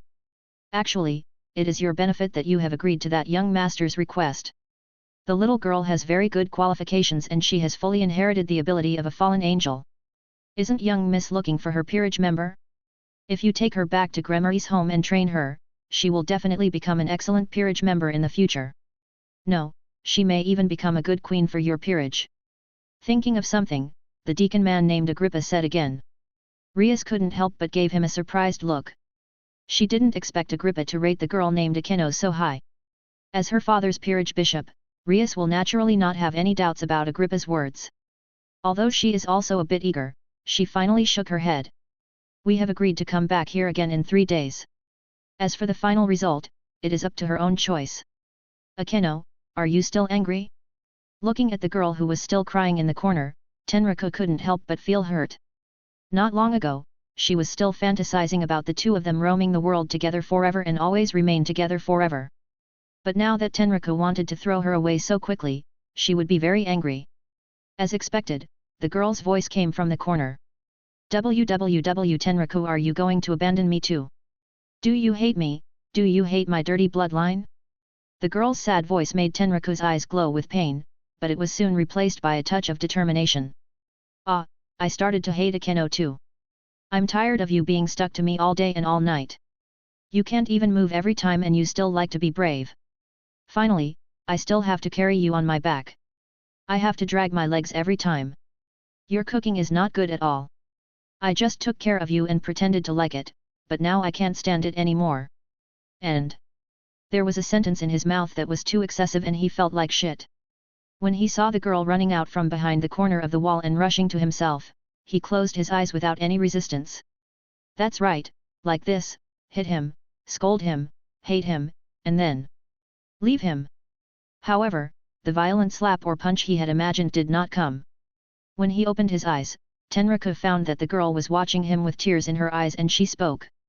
Cheater, swindler, Tenraku is a big swindler, don't think you can lie to me like this. WWW woo. Embracing Tenraku violently, the girl shouted hysterically and then burst into tears. With both hands involuntarily holding the girl's shoulder, he could not keep the camouflage on his face and Tenraku gently stroked the girl's back. Sorry, Akeno. Tenraku also wanted to say more apology words, but in the next moment, his lips were blocked by the girl who suddenly tipped on her toes. In their small nest, Tenraku and Akeno snuggled tightly together. Although their clothes were somewhat scattered, the two did not do anything. They are still small. However, the young girl and the boy did do their first with each other. The first kiss. I'm sorry, Akeno, I'm too weak, and now I can't protect you. I know. But I will become stronger, stronger than anyone. I know. Akeno, will you wait for me? Looking at the girl, Tenraku looked solemn as he asked this. I will. The girl's face was covered with tears again, but this time, it was tears of happiness. In the following days, Tenraku and Akeno lived in the small temple. The practitioners who have been looking for Akeno have found their whereabouts. It is only a matter of time before they catch up with them. Rather than fleeing indiscriminately, it is better to stay in Gremory's territory as that was the smartest and safest way. Both Tenraku and Akeno tacitly did not summarize their situation, as if everything were the same as before, and nothing had happened. But on a daily basis, the two become increasingly close, eating together, training together, and sleeping together. They were stuck to each other for every second. Moreover, every night, the two will tear and roll in their small nest frantically, plundering each other's sweetness. It can be said that except for the last step, the two are already familiar with each other's skin, and have done all the things that should not be done. All the women who are fallen angel are enchanting demoness. They seem to be born with the ability to seduce and conquer men. Although Akeno only has half of fallen angel bloodline, she has also inherited this ability very well. Many times, she let Tenraku wander between heaven and hell, and whenever she saw Tenraku's expression of grief and resignation, Akeno would laugh with delight. The happy days are always so short, and the 3 days passed, and finally, the day when Rias agreed to meet them again arrived. However, what surprised Tenraku and Akeno was that Rias did not arrive, but some other people did found them first.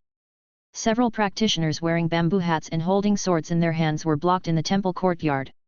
Under the vigilant watch of Tenraku and Akeno, the practitioners spread out on both sides, and then a male who had just entered the old age took off his bamboo hat and said, "Long time no see, Akeno." Chapter 13, Stain. The man's voice was very majestic, but his eyes were sad when he looked at Akeno. "Uncle." With trembling voice, Akeno covered her lips as she looked at the appearing man in disbelief. Although she has long known that the Haimjima family has been pursuing her, what she did not expect was that it would be this person. The Haimjima family is a long-established Shinto family. Akeno's mother is also from the main family, and she is a priestess of the shrine. The old man in front of them is the elder of Akeno's mother, her uncle, and he is also the contemporary family lord of Haimjima family. Of course, the other practitioners in the yard are also members of the Haimjima family. Walking towards Akeno, her uncle suddenly bent down. "Sorry, my girl, I will not let you escape again. You are the stain that the Haimjima family, we must wash away this stain, do you understand?" Her uncle's voice was painful and sad, and Akeno, who heard the sound, became even paler and her figure was crumbling. She is just regarded as the stain of the Haimjima family. "Akeno, you are not a stain." Holding up Akeno, Tenraku looked at the girl's eyes and spoke softly. Despite the simple movements and simple words, the originally confused and painful girl gradually calmed down, and the sadness on her face was replaced by a touch of firmness. Yet, she is her, not anyone's stain. As if growing up a lot in a flash, the girl directly faced the man who was looking toward her, the family lord of Haimjima family, the so-called uncle, and then she shouted, "I want to live. Don't you understand, even if you can live, your life will only be filled with misfortune and pain." Shaking his head, her uncle seemed very disappointed with Akeno's answer, but Akeno sneered and the last trace of blankness in her eyes disappeared, leaving only the complete coldness. For the sake of this family reputation, they not only killed her mother but they also wanted to wipe her out completely. This is her so-called clansman. However, the more they are like this, the more she wants to live just so that she could spite them. "You have become stubborn." Seeing Akeno's reaction, her uncle sighed, and his eyes became fierce and cold. With a wave of his hand, the practitioners behind her uncle all pushed forward to surround Tenraku and Akeno. "Young man, this is a matter for our clan, it has nothing to do with you. Leave if you want to remain alive." Looking at Tenraku holding his sword and standing in front of Akeno, her uncle said coldly, "If you want to hurt Akeno, you have to go through me." With a cold smile, Tenraku did not give in and stood in front of him. "Tenraku." Akeno looked at Tenraku's eyes with endless tenderness, but when he turned to her uncle, her face became cold and ironic again. "Humph, let's get started." It seemed that Akeno's uncle has lost his patience. He no longer hesitated, he gave a command of attack to his subordinates with a snort. His spirit chi surged, and a group of practitioners immediately rushed towards the two. The little imps rushed out of Akeno's cuffs while spitting wind and fire and attacked the group of practitioners. The fight has become a mess right from the start. Looking at each other, Tenraku and Akeno also acted. Crack! Akeno condensed 2 beams of light in her hands, and then she threw them at the group of practitioners. With a dazzling light, the electric light rapidly expanded and continued to flow around, and suddenly the sound of screams rang out throughout the temple. Tenraku's eyes were as bright as electricity and determination filled his eyes. He seized the opportunity to rush forward and quickly knock down a group of practitioners paralyzed by electricity and light. "Your thunder light is already so powerful? If I let you grow, I'm afraid you will surpass me one day sooner or later." Looking at the electric light in Akeno's hands, her uncle sighed, but in the next moment. "However, you won't have the chance to grow." The sword in his hand slammed on the ground and a powerful spirit power was released from her uncle's body. Not only did the electric light become scattered, but Akeno and her few imps also flew out. Akeno. With a flash of red in his eyes, Tenraku rushed towards Akeno's uncle, desperately stirring up the little spirit chi inside him. Ching ching ching ching chiang. In a few moments, the long sword in Tenraku's hand had collided with the sword in Akeno's uncle's hand for more than 100 times. Even Tenraku, with his final effort, could only push the other man back by several steps. HH. Tenraku's hands were shaking as he gasped for air, and Akeno's uncle looked at Tenraku with a little appreciation. You have amazing swordsmanship abilities. He is such a great swordsman even at this age. This is by no means a talent. It requires a tough will and unimaginable effort. Although he greatly appreciates Tenraku, the uncle will not let Tenraku go. The stains of Heimjima family must be wiped out, no one can stop it. Young man, take my one move. With a loud roar, the thin sword in Akeno's uncle's hand flashed and then pierced in Tenraku's direction. As the attack came, Tenraku could only resist this attack by his sword, but the next moment, Tenraku felt a great force pushing him and the long sword in his hand broke off, and the whole person flew out towards the rear. Tenraku. After just easing up and crawling off the ground, Akeno saw Tenraku's scene of being shot and flew out of the air. He suddenly lost his face and ran towards Tenraku desperately.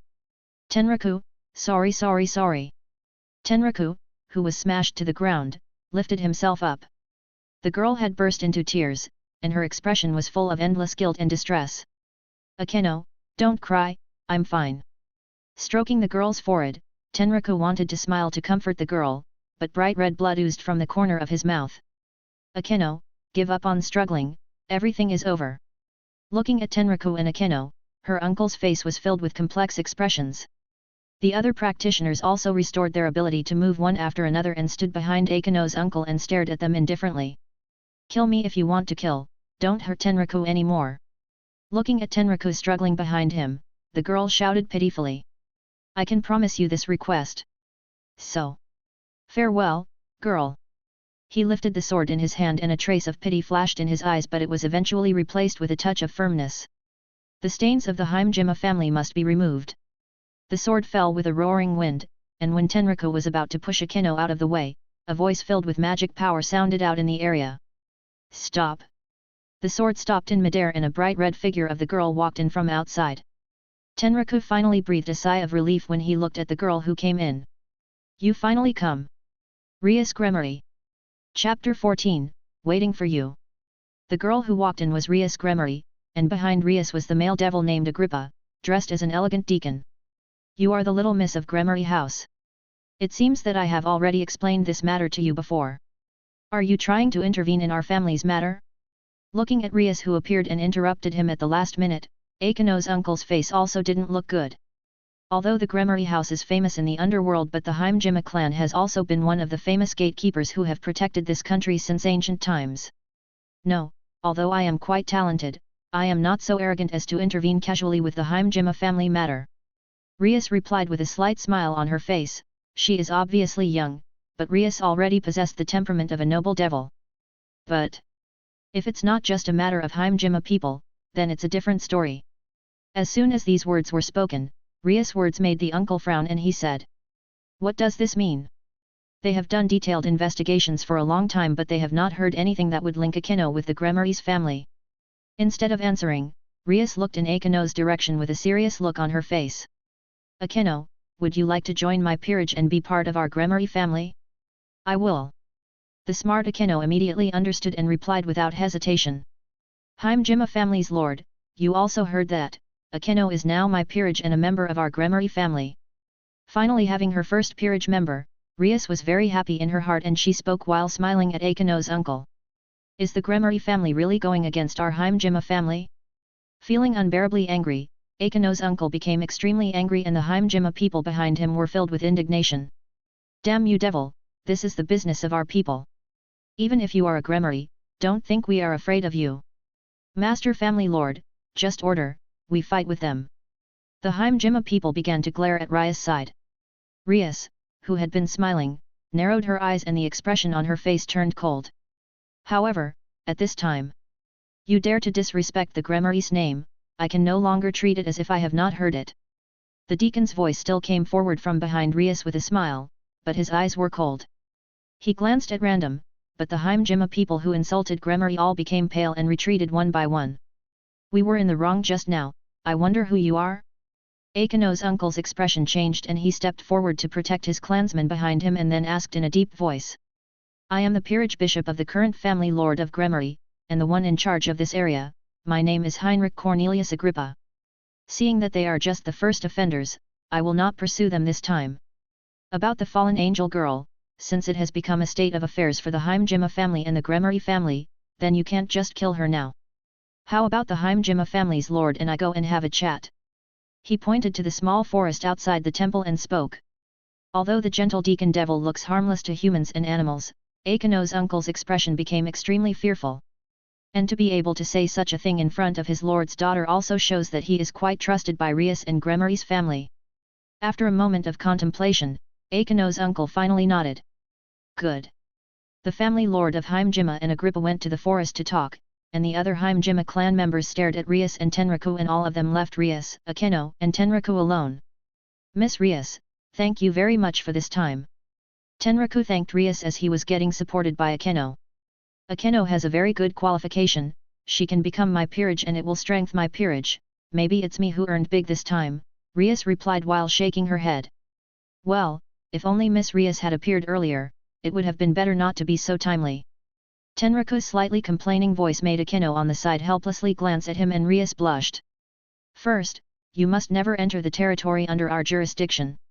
Second, you and the Gremory family will not act against us in the future.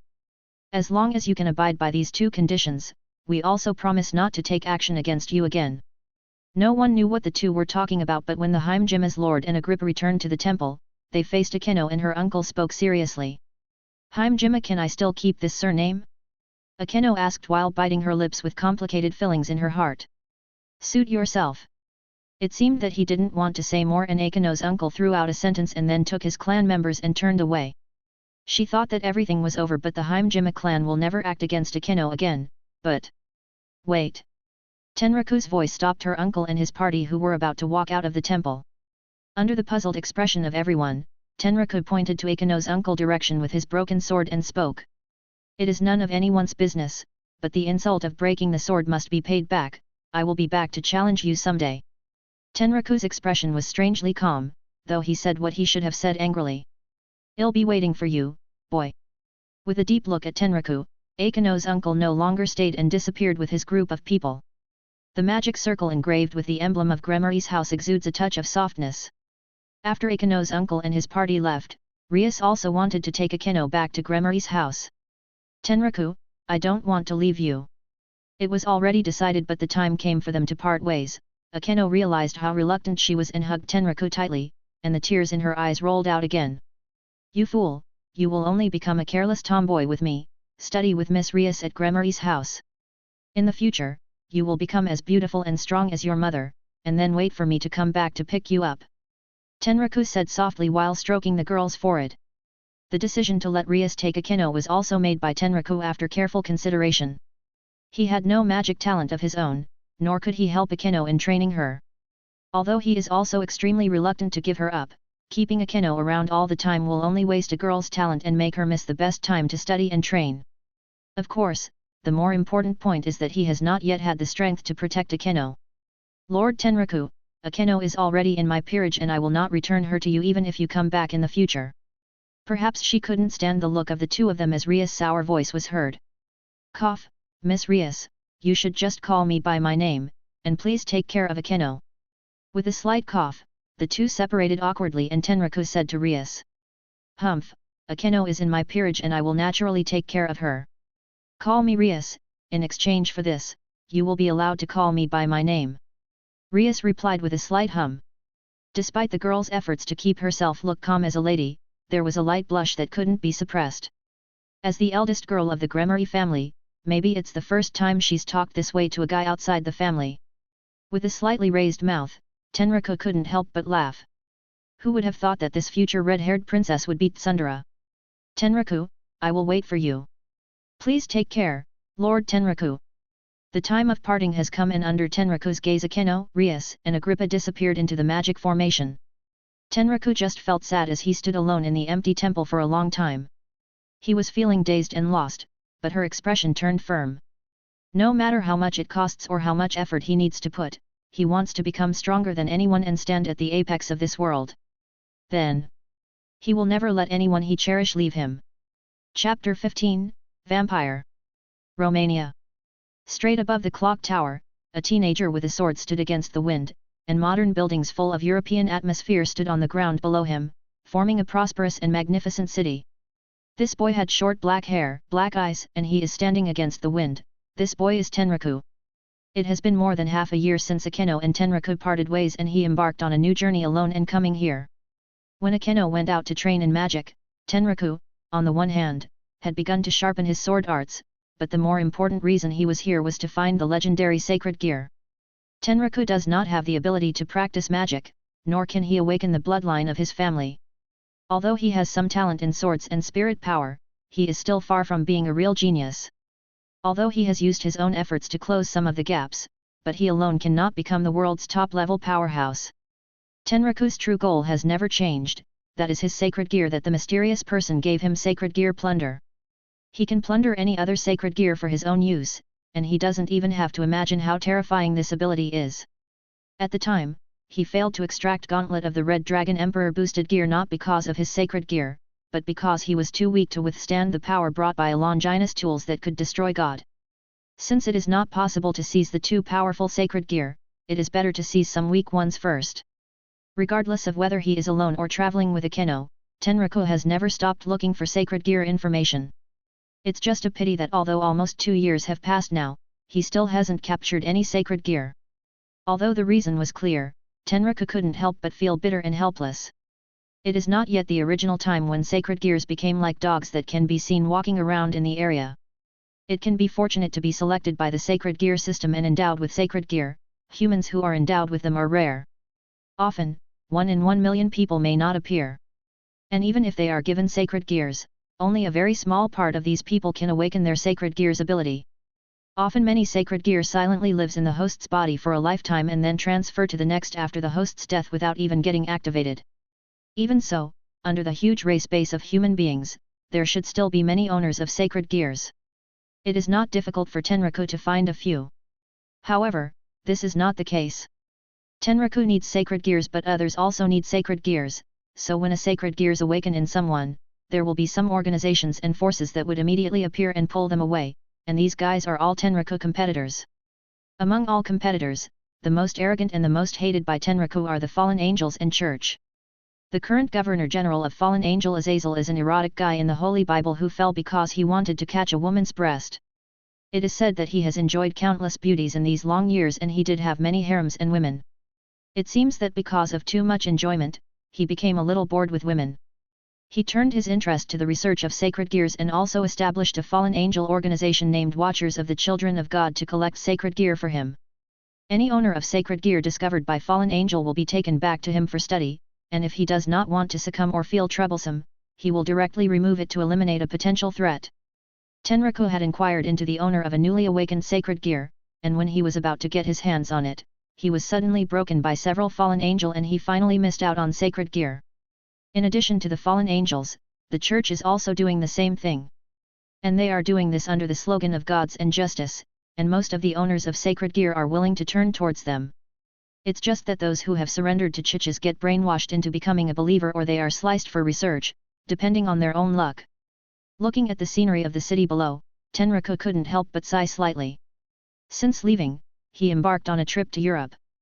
This time, he had just heard that a sacred gear owner appeared on the side of Romania. He hoped that this time, the new guy won't be caught up by the fallen angel or the church. "Guest, this is your room, please feel free to tell me what you need." In the hotel, a waiter said to Tenraku. "Okay, thank you." Tenraku closed the door after thanking and sending the waiter off. After eating some food, he went into the bathroom and rinsed his body, and then Tenraku lay tiredly on the bed. He has long become used to sleeping outside but Tenraku couldn't help but miss lying on a big comfortable bed like this. In fact, he is also a man who wants to enjoy wine, food, women, who doesn't want it? It's just that these are all things that you have to have strong strength to have. Those who have no power are still trying to do this. With his eyes closed, Tenraku kept thinking about the sacred gear user. It is said that this guy had awakened his Sacred Gear and he quickly hid after finding out that he had the power of Sacred Gear. In addition, the power of the Romania Church and Fallen Angel is very weak here, so he was not found and taken away by any organization and force which gave Tenraku the opportunity to get it for himself. At the cost of a Phenex tear, Tenraku obtained the hiding place of the Sacred Gear Awakener, and he had already finalized his plan. He is only here to recuperate himself and recover his energy. He will officially start tomorrow. Excited by the expectation in his heart, Tenraku quickly fell asleep. Okay? No one knows how long has passed, and Tenraku suddenly opened his eyes. Lie. There was a sharp crack in the air, and in Tenraku's view, a dark figure was coming towards him. His eyes were electric, and years of practice had made Tenraku react quickly. He rolled and dodged his opponent's attack, and then he kicked him out with one foot. A thick muffled sound sounded and the black shadow was hit hard on the ground, and the body shuddered a few times before giving no response. Being careful and alert, Tenraku walked over and kicked the shadow over, and saw that it was a bloodless middle-aged man with two beast-like sharp fangs in his mouth. It turned out to be a vampire. Boom! Just when Tenraku was going to do something, suddenly his neck hurt and his eyes became dark and he collapsed to the ground. At the same time, another dark figure emerged in the room. Chapter 16, Lully. Feeling a jolt, Tenraku shook his still heavy head and slowly opened his eyes. The cages, carriages, strange cities, and soon Tenraku came to the fact that he was imprisoned. The memories of recent events emerged and his black eyes flashed with cold light, but they quickly fell silent again. After 2 years of wandering outside, Tenraku has experienced countless dangers and he had already polished his mind to be extremely powerful. Even if he was trapped in a pit at this time, he would not show any confusion or fear, he would rather remain calm. Looking closely at the surrounding environment, Tenraku found that he had been taken to a strange city. This city is a bit different from those modern metropolises. Although it also has tall buildings, it still retains the style of the Middle Ages. The whole city is shrouded in a layer of dense fog and the sun can't be seen and the fog of the tide seems to have a life of its own. It feels very uncomfortable as it brushes against his body. The carriage with the cage was walking on the street, and there were many other pedestrians coming and going on the road. They look no different from any ordinary people, but if you look closely, you will find that all the pedestrians looked exactly the same as they look pale as if they had no blood in their body and their faces were filled with an indifferent look. Tenraku even saw a child standing on the side of the road looking at him in the cage and eagerly licked his lips, and then 2 fangs grew out of his mouth. Even Tenraku couldn't help but feel a numb feeling crawling up his scalp. This is the city of vampires. Forcing himself to calm down, Tenraku curled up in the corner without showing any anomalies. As time passed, the other people in the cage also woke up one after another, looking around blankly. Why am I here? Where is this place? Who are you? Why are you keeping us here? Let me go, let me go. Most of these people are just ordinary people and they are not as strong as Tenraku nor they have his experience. When they find that they and others have been caught here inexplicably and kept in a cage, they all yelled out. Tenraku scolded their stupidly under his heart, but right now he is also feeling insecure and he has no mood to dissuade them. Because of the voices of these people, the walking carriage also stopped, and then a vampire walking in front came over and grabbed a middle-aged man who screamed the loudest. The middle-aged man was quite fat, but vampire easily held him up with one hand and pushed him towards him and the fat man hit the cage and the vampire laughed. Do you want to go out? The middle-aged man was ready to shout a few words at first, but when he saw the pale face and fangs in his mouth, he became frightened to the extreme. Evil, devil, you are devil. Don't treat our noble vampire race the same as those disgusting race. The vampire, who was still smiling, spoke in a cold voice after hearing the man's words, then he twisted his neck, and the fat man in his hand instantly became a corpse. Others may not understand it, but Tenraku in the corner has clearly seen it. At that moment, the vampire bit the man's neck and sucked out his blood cleanly. This is a vampire. With a thud, the man who turned into a corpse was thrown back into the cage. After a sudden silence, a horrified cry suddenly broke out in the cage. Ah! Enjoy your next journey, you lowly humans. After being dragged in the carriage for several hours, Tenraku and his party were sent into a tall castle. At first, some people who were frightened and screamed and begged were sitting sluggishly in the cage at this time, their eyes were dull as only despair and numbness remained in their eyes. Tenraku has been curled up in the corner, making no sound from beginning to end. He looks the same as those people with desperate numbness, but his eyes still flashed with cold light from time to time. "Come out, humans." A vampire opened the cage and knocked on the iron and spoke with a sneer. No one knew what this vampire is going to do, and a person climbed up in a daze and walked out of the cage, then was taken by several vampires to a large courtyard in the castle. "Little bastards, your food is here. Enjoy it well."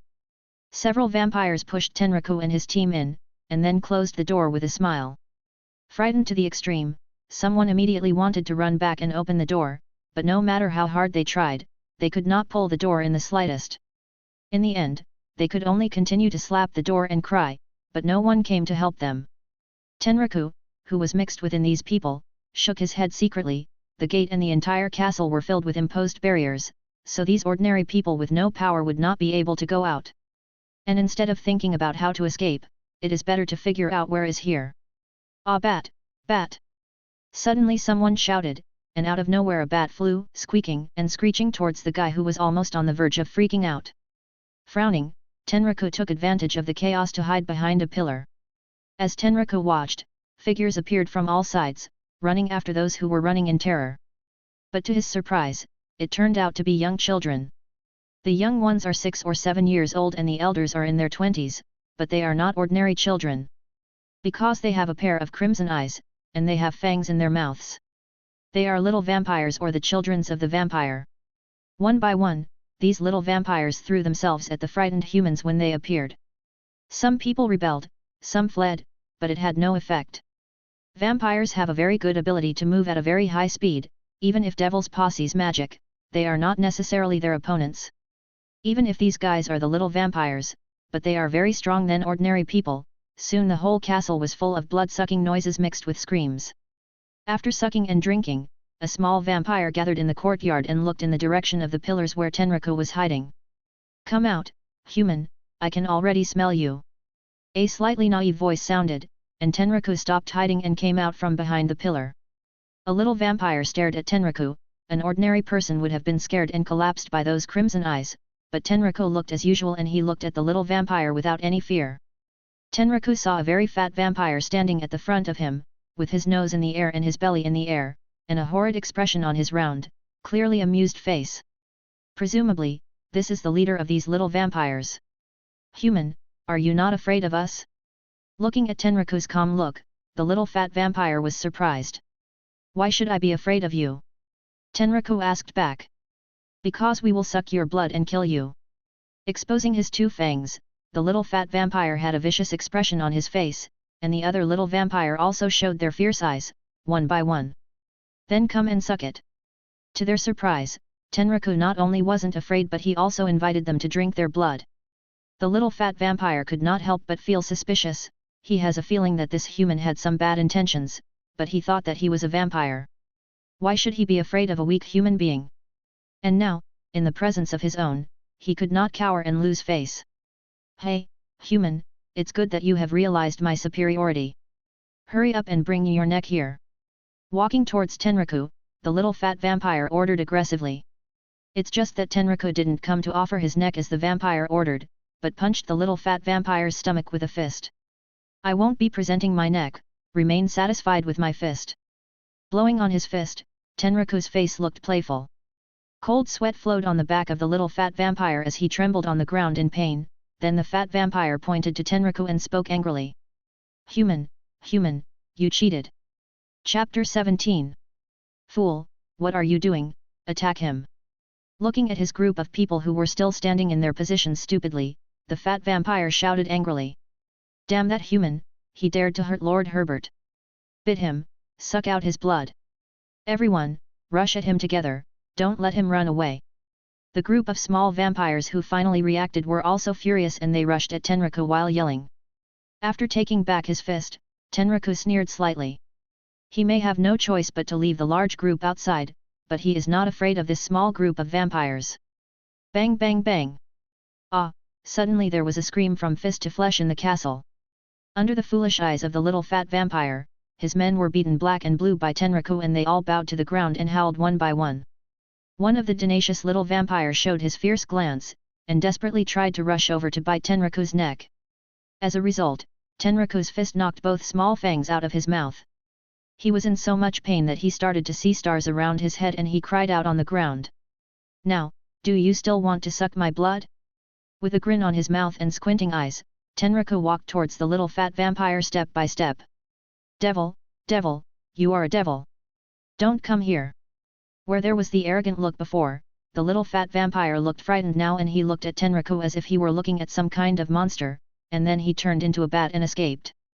The other little vampires did the same, and though it was not at all clear how the human beings could be so fierce, they were so beaten by Tenraku that they were scattered in the form of bats. For a moment the whole castle was quiet. Tenraku looked around and saw that the human beings who had been sucked by the tiny vampires were still on the ground, groaning feebly, and several of them had lost their breath. But those were not killed by blood-sucking were scared to death and they had almost lost their mind. Instead of worrying about those humans, Tenraku looked in one direction and said, "Come out, you two." At first, there was no response, and after a long time, the two figures came out nervously from behind the corner of the wall. To Tenraku's surprise, it turned out to be two girls. One of them looked 8 or 9 years old, petite, with short shoulder-length hair and the nervous face was full of tension, looked pretty cute. The other was probably 10 years old and had golden-haired hairs. She also has good looks and looked pitiful. "You guys are vampire too?" Looking at the two girls, Tenraku said. "We don't suck blood, don't suck blood." Hearing Tenraku's question, the petite girl quickly waved her hands and replied nervously, seeming to be afraid that Tenraku would beat both of them as he did with the earlier group. Tenraku's eyes instantly settled on the two girls. As a vampire, they don't suck blood. At first glance, there are two unscrupulous girls. Just as Tenraku was preparing to say something, he suddenly felt physically and mentally shocked, and an unbelievable expression appeared on his face. There is absolutely nothing wrong with this feeling. Sacred Gear, these two vampire girls actually have sacred gear in their bodies. He was shocked and endlessly ecstatic, but Tenraku quickly calmed himself down, he exhaled deeply and then looked at the two girls sharply, and said, "What's your name?" It was okay before, but looking at Tenraku's suddenly horrifying look, both girls were scared and finally the older girl replied. "My name is Valerie, Valerie Teeps, please don't hurt us." "My name Gasper Vlady." The petite girl also nervously reported her name. Valerie Teeps, Gasper Vlady, not to mention the girl's name in front, Tenraku's mind constantly echoed Gasper Vlady's name, and then he looked at the girl nervous and pitiful look and Tenraku's heart collapsed at that moment. Somewhere in the castle, Tenraku was standing in a room and kept looking around, while Valerie and Gasper stood nervously behind Tenraku. "It's done pretty well. It will be my room in the future. You will find another place to live again." With a nod of satisfaction, Tenraku directly occupied the nest tunnel and did not care whether the girl and the false girl behind him agreed. "Yes, Tenraku-sama." Having been already informed by Tenraku of his name, Valerie and Gasper quickly replied. The last thing the castle needed was a room, and though it was a bit of a hassle to clean it up, they were kept there with nothing to do all day anyway.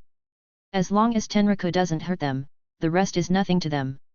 He pulled up a chair and sat down. Tenraku looked at them both with his mouth slightly raised. Then he said, "Now, tell me what you know.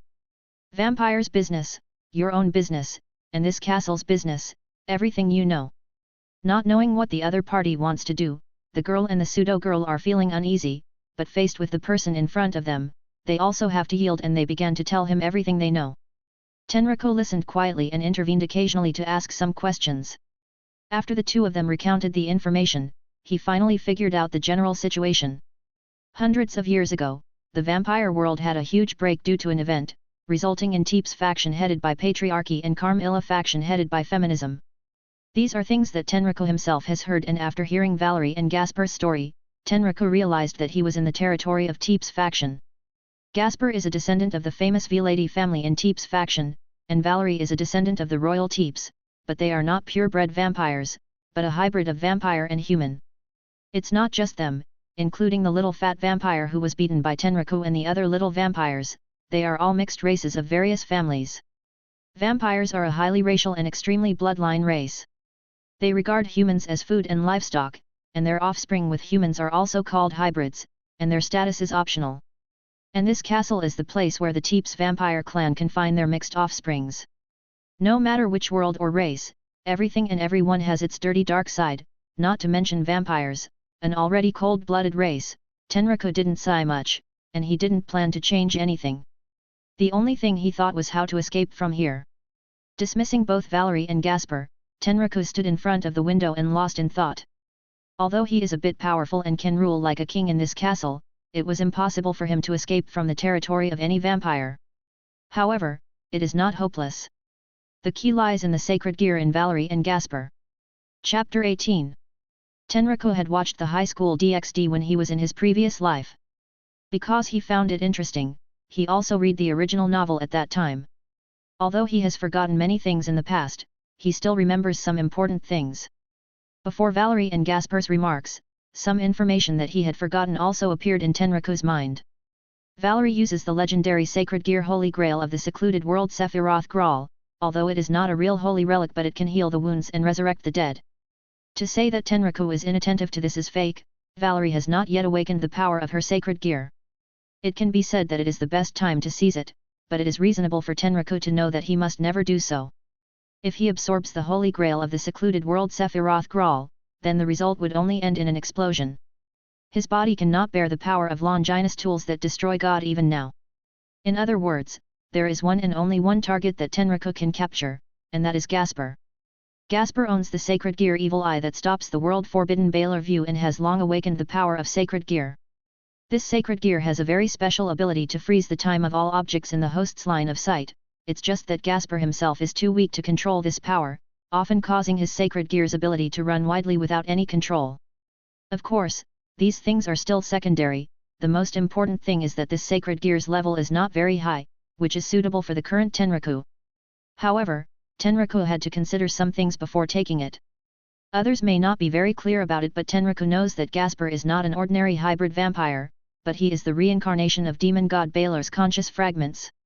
Although demon god Baylor's divinity has long since disappeared, some of his residual consciousness and magic power are still lurking in Gasper's body.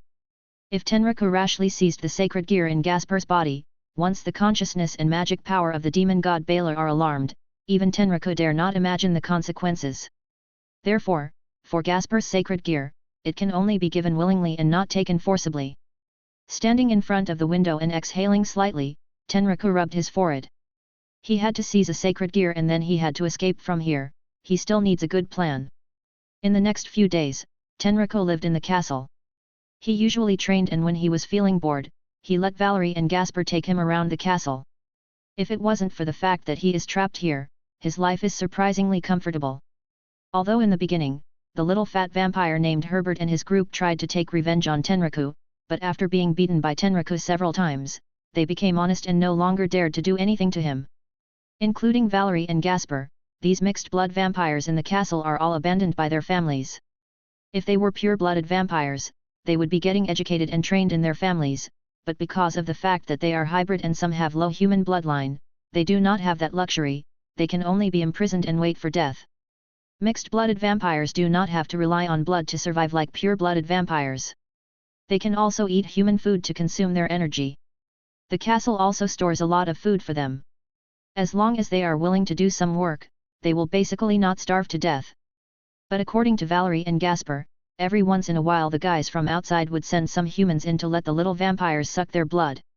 It's totally unnecessary, but maybe they think it's a shame that the descendants of vampires don't suck blood, as they always do. Compared with other people in the castle, Valerie and Gasper are two different kinds of existence, because they haven't drank human blood even once, and every time someone drinks blood, they still say excessive and cruel, disgusting and so on, which are directly defined as different by the big family. In addition, they are kind and cowardly, so before Tenraku came here, they were also a target of bullying. Tenraku remembers one day when he came back from his training and saw them getting bullied by other people. Tenraku rescued them both from the hands of several young blood-drinking bastards. They both looked at Tenraku with incredulous and bewildered expressions. Although he didn't want to admit it, the expressions of the two made Tenraku feel slightly sad and uncomfortable. Perhaps this is the first time that they were protected since they were born. After that day, they looked at Tenraku not with the same fear, but with something else.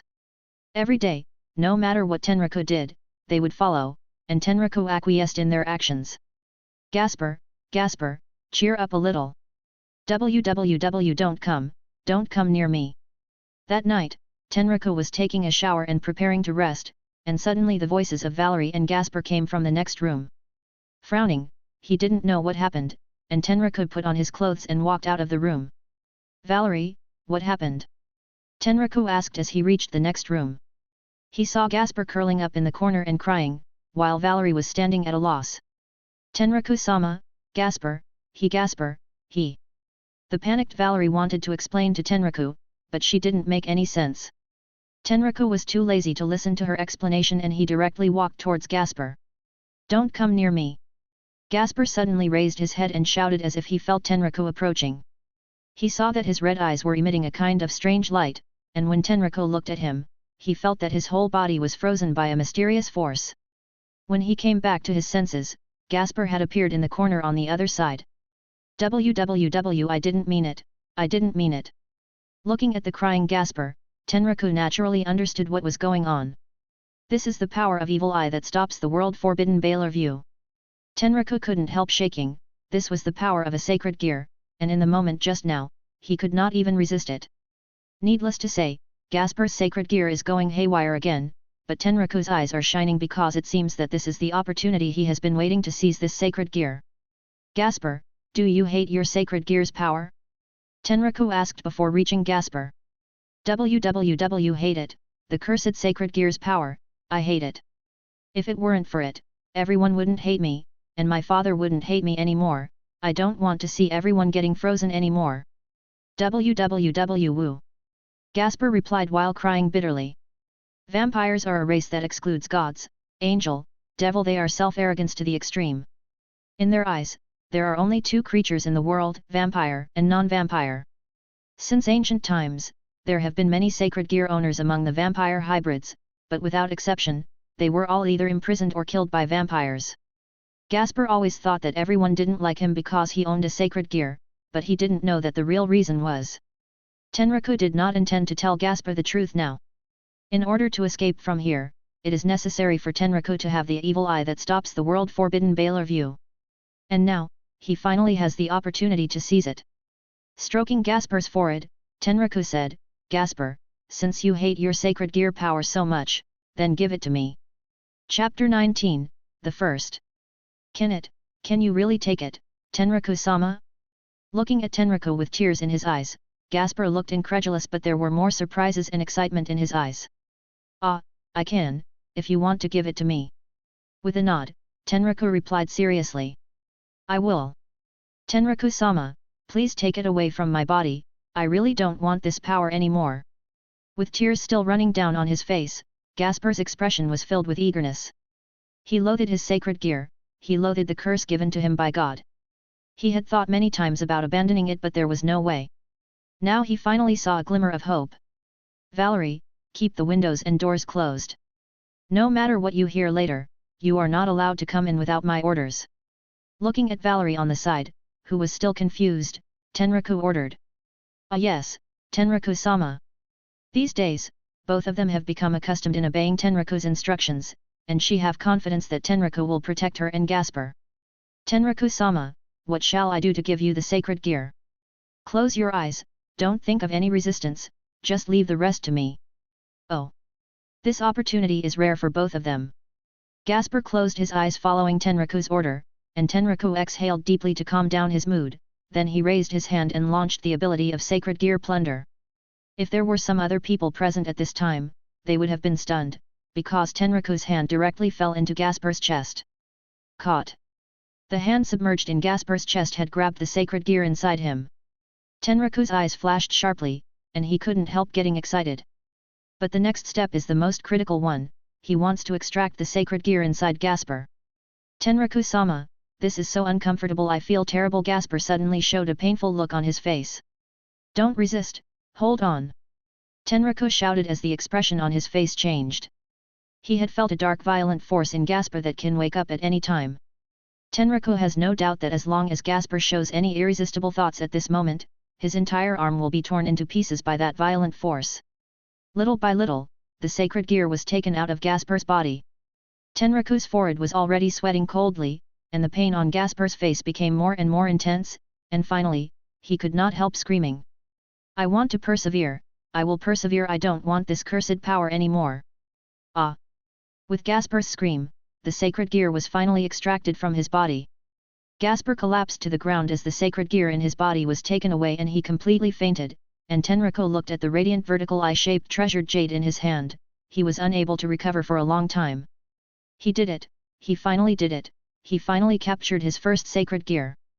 But before Tenraku could sigh, the treasured jade was directly integrated into his hands. At the same time, Tenraku felt that the spirit chi in his body had begun to grow wildly. Shout! Tenraku's whole body was torn by the force and it was as if he were about to explode at any moment, but Tenraku gave a low growl and held on with his teeth clenched. After so much pain, he could not lose now. He didn't know how long has passed but the soaring power in his body finally stopped, and the tear-like pain has finally disappeared. Tenraku is lying on the ground and gasping for breath. A strange light flashed in his eyes and Tenraku's face showed an ecstatic look. Although the whole process was far from thrilling, he finally succeeded. The spirit chi in his body has skyrocketed by several times, and he now has the power of evil eye that stops the world forbidden Baylor view. Tenraku's eyes flicker with complexity as he watches Gasper, who is still unconscious on the ground. Although he is a little dumb kid, he should be thanked for his success this time anyway. KCH. With the door pulled open, Tenraku walked out of the room. Tenraku-sama. Valerie, who was anxiously waiting on the side, saw Tenraku come out and ran over to his side anxiously. Don't worry, Gasper is fine, he is just unconscious, go in and take care of him. Still in a good mood, Tenraku smiled as he stroked the girl's forehead.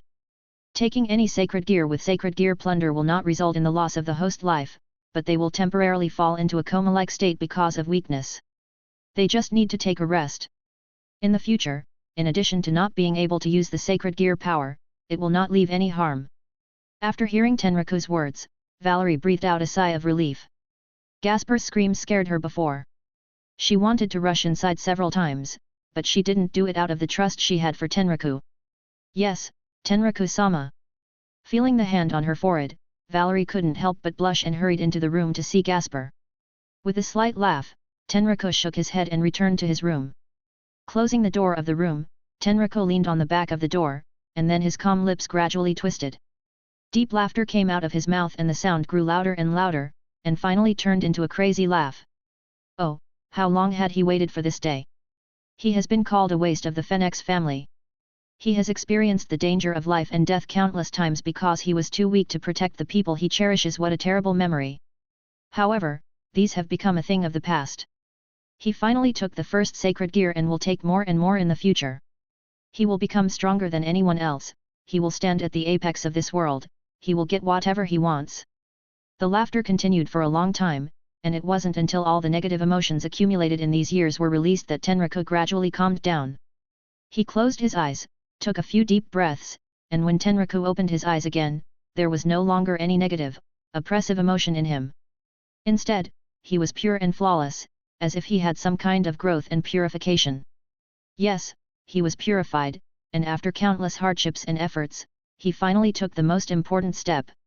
When he came to the window and looked at the grey sky enveloped by the barrier outside, Tenraku's eyes were distant and calm. Now that he had obtained evil eye that stops the world forbidden Baylor view, he should now consider how to leave from here. Chapter 20, Terrifying Talent. Each piece of sacred gear will increase Tenraku's power by 1 point, and the higher the level of sacred gear, the more powerful he will be. After capturing evil eye that stops the world forbidden Baylor view from Gasper, it directly causing the spirit chi in his body to skyrocket several times. According to Tenraku's estimate, the spirit chi he now has almost reached the peak of low-class devil when converted into magic power, and as long as it is improved further, it can reach the level of middle-class devil. Don't underestimate the peak of low-class devil. If he trained step by step as he did before, it would have taken him at least a few years or even a dozen years to reach this level. After all, Tenraku is not a genius. He is still more mature and hard-working than his peers and he worked hard to achieve his current achievements, but hard work is not enough in this world. With Tenraku's own qualifications, he can at most achieve the middle-class devil level in his life. Even if some miracle happens and he reached the level of high-class devil, that would be his limit, and it would be impossible for him to improve further. But these are the specification outside of the Sacred Gear Plunder. As long as a sacred gear is plundered, it will increase his power by 1 point, ignoring the so-called qualifications and efforts, and directly breaking Tenraku out of his current level in this unreasonable way. The future gave him unlimited possibilities, and it was all made possible because of his Sacred Gear Plunder. Feeling the soaring power in his body, a confident smile appeared on Tenraku's face. As long as he persists, he will not lose to anyone. In the next few days, Tenraku did not rush to find a way to escape from the castle but continued to train to familiarize himself with the ability of Evil Eye that stops the world forbidden Bailer View and his explosive power. Although his strength has improved a lot, but Tenraku is so not arrogant to think that he can now kill anyone in the territory of vampires. The powerful vampire in the Teeps clan can compete against high-level devil. The true vampire ancestor is even more powerful, as he had power comparable to the Demon King. If he dares to do anything at his current strength, he would die without even knowing about it. But in reality, he is not as desperate as you might imagine. The Evil Eye that stops the world forbidden Bailer View is a very special sacred gear. As long as he uses it carefully and carefully plans his escape, it is not impossible to escape from here. It's amazing, Tenraku-sama is amazing. In the room, looking at the stones frozen in the air by Tenraku, Gasper, and Valerie were excited. As the power was removed, the stones fell from the air. The strange light in his eyes vanished, and Tenraku looked surprised.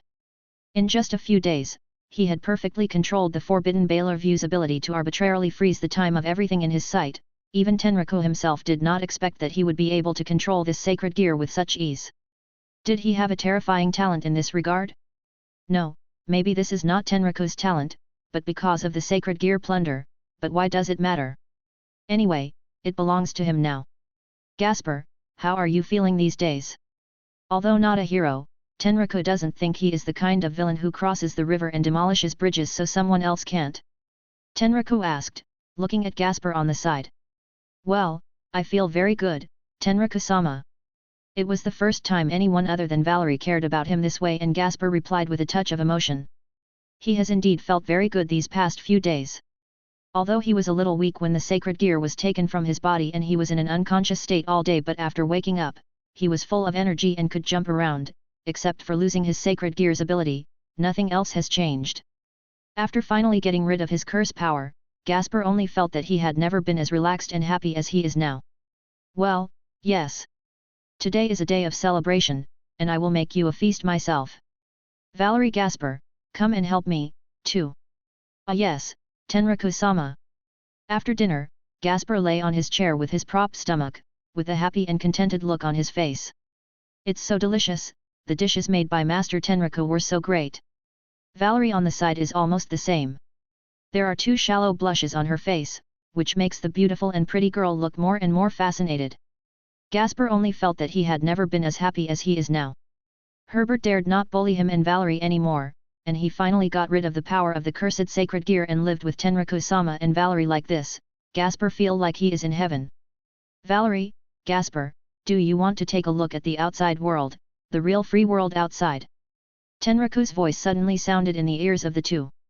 Outside world. The two looked at each other for a while.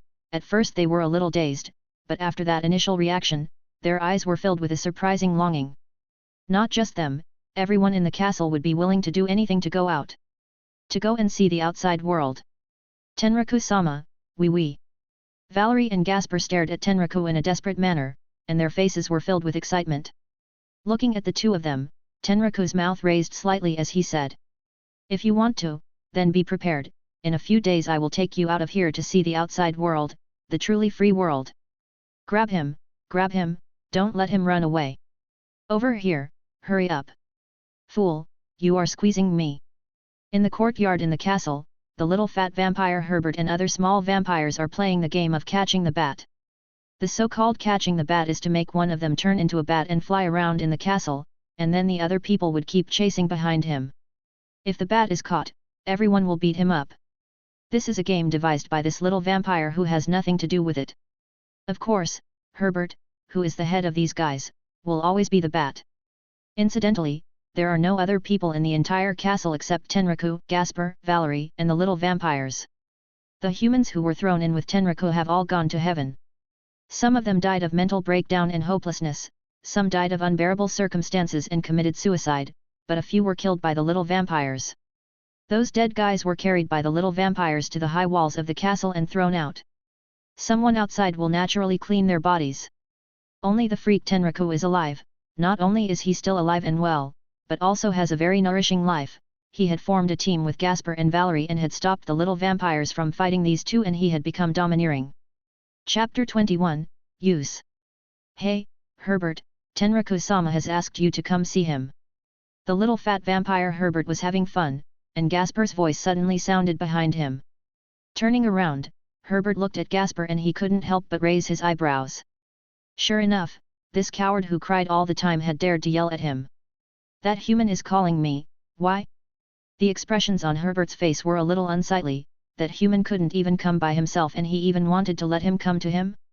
That human is really getting more and more arrogant. Well, Tenraku-sama said that he had some important matters he needs to discuss with you, hurry up. Gasper would have never dared to talk to Herbert like this before, but recently, he felt he had to be as brave as Tenraku-sama to become a real man, so he could only steel himself and speak these words. However, these words are already Gasper's limit at present and he would not wait for Herbert to answer. After speaking, Gasper ran away. Looking at the Gasper running away, Herbert looked somber and his chubby face couldn't help shaking. Although he didn't want to take orders from the arrogant and damn human, but he stayed in this broken castle all day long and had nothing to do. Eventually, he decided to go. Come with me to see what that damn human wants. With a fat hand, Herbert walked toward the place where Tenraku was with a group of his men. Although Tenraku, Valerie, and Gasper are only 3 people, they occupy the largest room in the castle. When he walked into the room with a group of his men, Herbert's expression could not help becoming more gloomy. It was a shame that this room once belonged to him, but it was snatched away by that abominable human being. Yo, little fat man, you guys are here. Tenraku's voice came from the high seat in the room and Herbert's fat face shook, and his 2 fangs popped out instantly. He pushed down the urge to bite this bastard. In the sight of a group of small vampires, Tenraku was sitting leisurely on the high seat. Valerie squeezed his shoulders gently behind him, and the coward Gasper was cutting fruit for him on the side. Looking at the attentive look of Valerie and Gasper, Herbert could not help but swear in his heart, these scum, they are being dogs of the enemy. Human, what do you want with me? Herbert spoke with little patience. Well, there are some things, actually me and Gasper and Valerie are getting out of here. How about it, Herbert, do you and the guys under you want to be with us?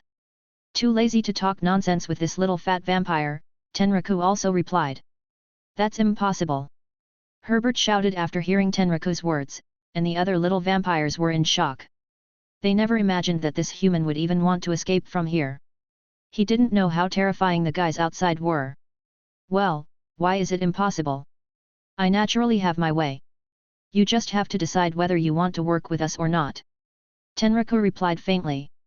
It would have been impossible before, but now that he's grown in power, and with the help of Forbidden Bailor, the impossible has become a possibility.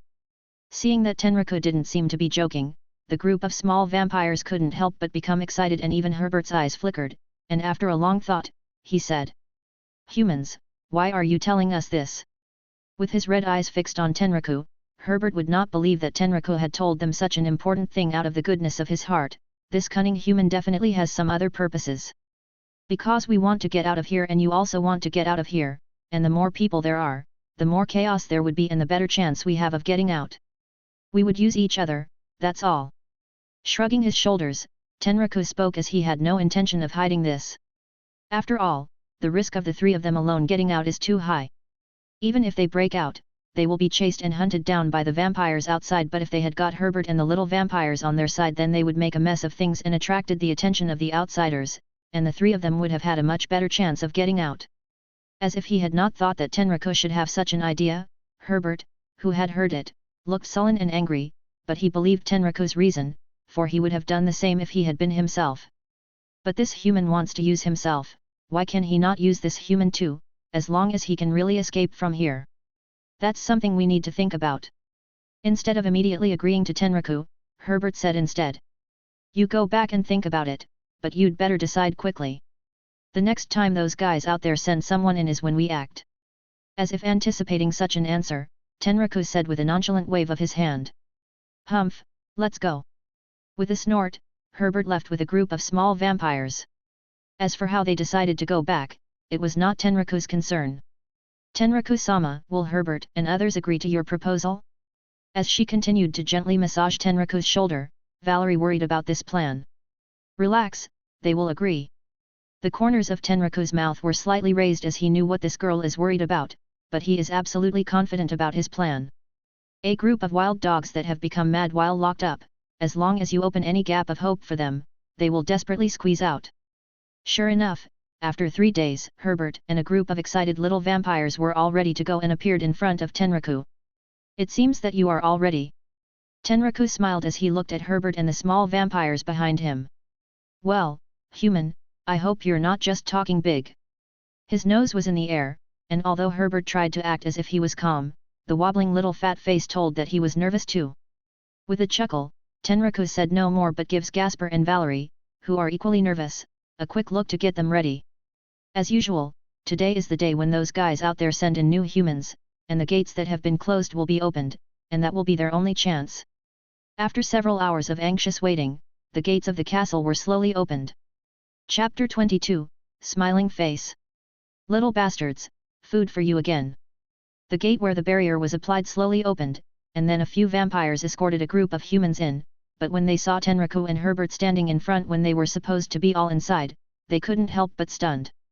What are you doing?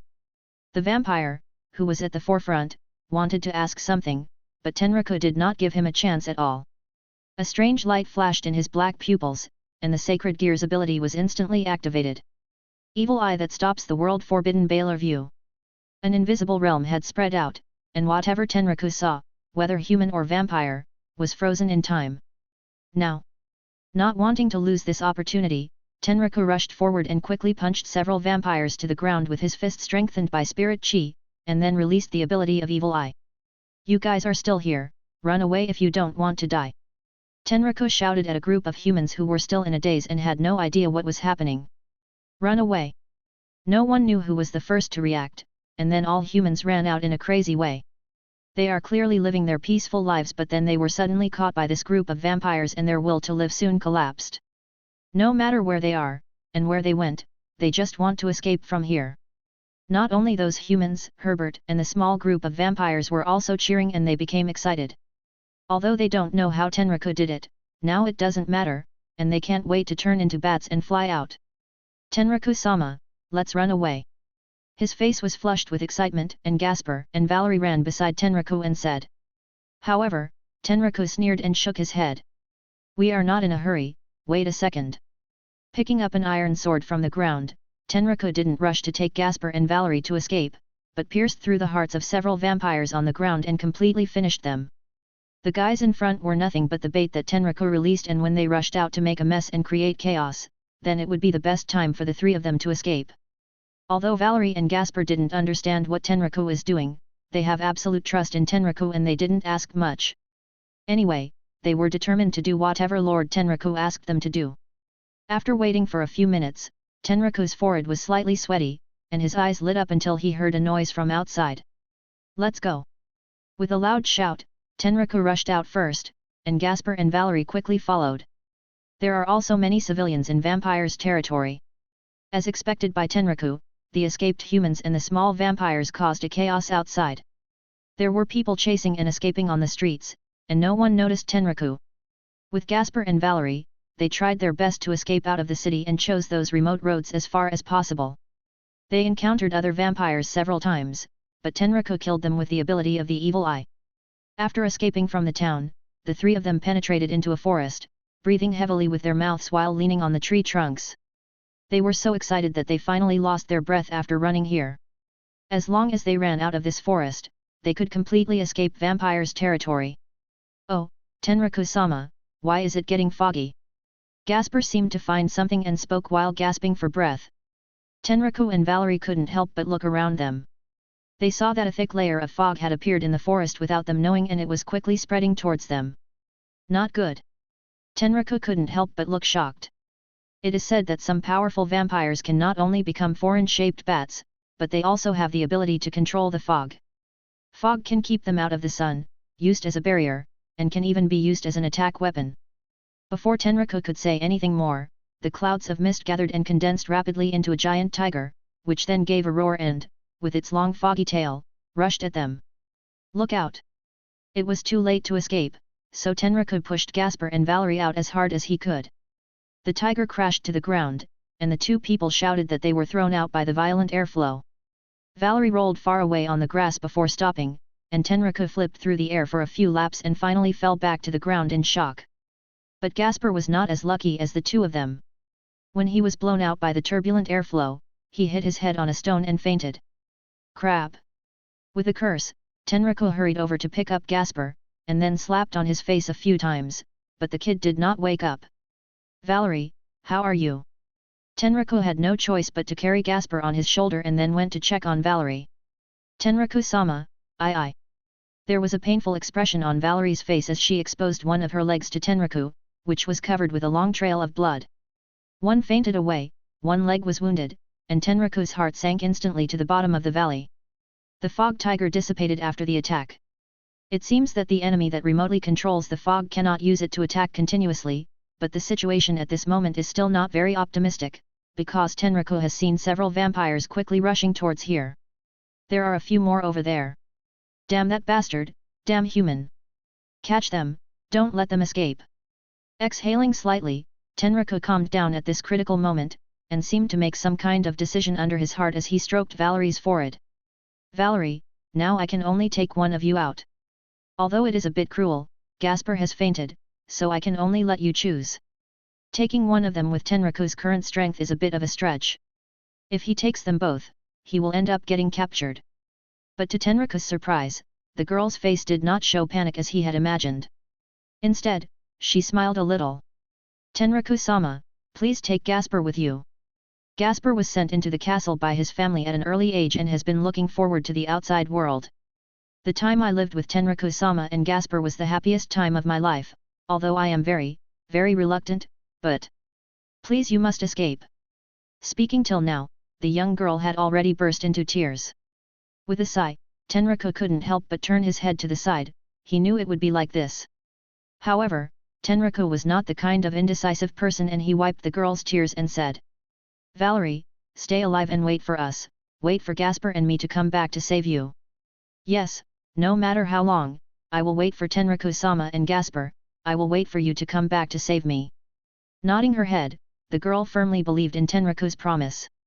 Thinking of Valerie's fate in the original book, Tenraku finally decided to tell her something. Valerie, you have a sacred gear called Holy Grail of the Secluded World Sephiroth Graal in your body. If you wake up its power in the future, don't tell anyone or use it easily, otherwise, it will bring a huge disaster to you, remember this, okay? Although she was very surprised that she has a sacred gear, Valerie didn't have any doubts about Tenraku's words and nodded her head to guarantee. Yes, I remember, Tenraku-sama. The vampire soldiers were getting closer and closer, and Tenraku knew that he could no longer drag on. He gently rubbed the girl's cheek, and then rushed into the forest with Gaspar on his shoulder without looking back. Looking at Tenraku and Gaspar's departure, the girl showed a tearful smile, and at the same time prayed sincerely. Tenraku-sama, Gaspar, you must escape, you must. Chapter 23, Making Up His Mind. Woo, my head hurts. Rubbing his head, Gaspar crawled up confusedly. He did not know how he had escaped from the forest. They were now in a meadow, with Lord Tenraku not far away, looking away with his back to him. This is the outside world. Tenraku-sama, Valerie, we finally escaped. From a daze at the beginning to an endless surprise, Gaspar was dancing with excitement. It was the world outside the castle, the real free world, and they had escaped at last. Gaspar felt that he was like a bird flying out of the iron cage at this moment, and he had spread his wings freely in the air, and his soul was redeemed and liberated. But soon, as his mood gradually calmed down, Gaspar also found a trace of an anomaly. Tenraku-sama had ignored him all the time, and he couldn't find Valerie's figure. There was a moment of uneasiness in Gaspar's heart. Tenraku-sama, where did Virginia? Valerie go? With a glimmer of hope, Gaspar walked behind Tenraku and asked. Finally, Tenraku turned around and in Gaspar's eyes, Tenraku was expressionless, and his deep, dark eyes exhaled a chill that made him shudder. Valerie has been taken back.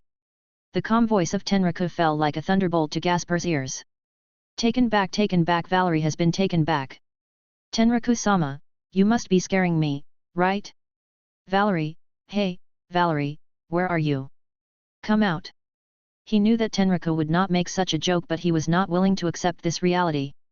Tenraku's eyes flashed with a little bit of complexity as he looked at Gasper, who was shouting Valerie's name. With a slight sigh, Tenraku told him everything that had happened to Gasper after he passed out, including Valerie's leg injury, vampire's chase, and how they had escaped from the forest. When he heard that Valerie had given up her freedom and let Tenraku take him to escape, Gasper broke down in tears. Tenraku-sama, I cannot leave Valerie alone. I will go back and save her. With a flash of certainty in his eyes, Gasper prepared to run back to the forest, to the territory of vampire. But... Pa!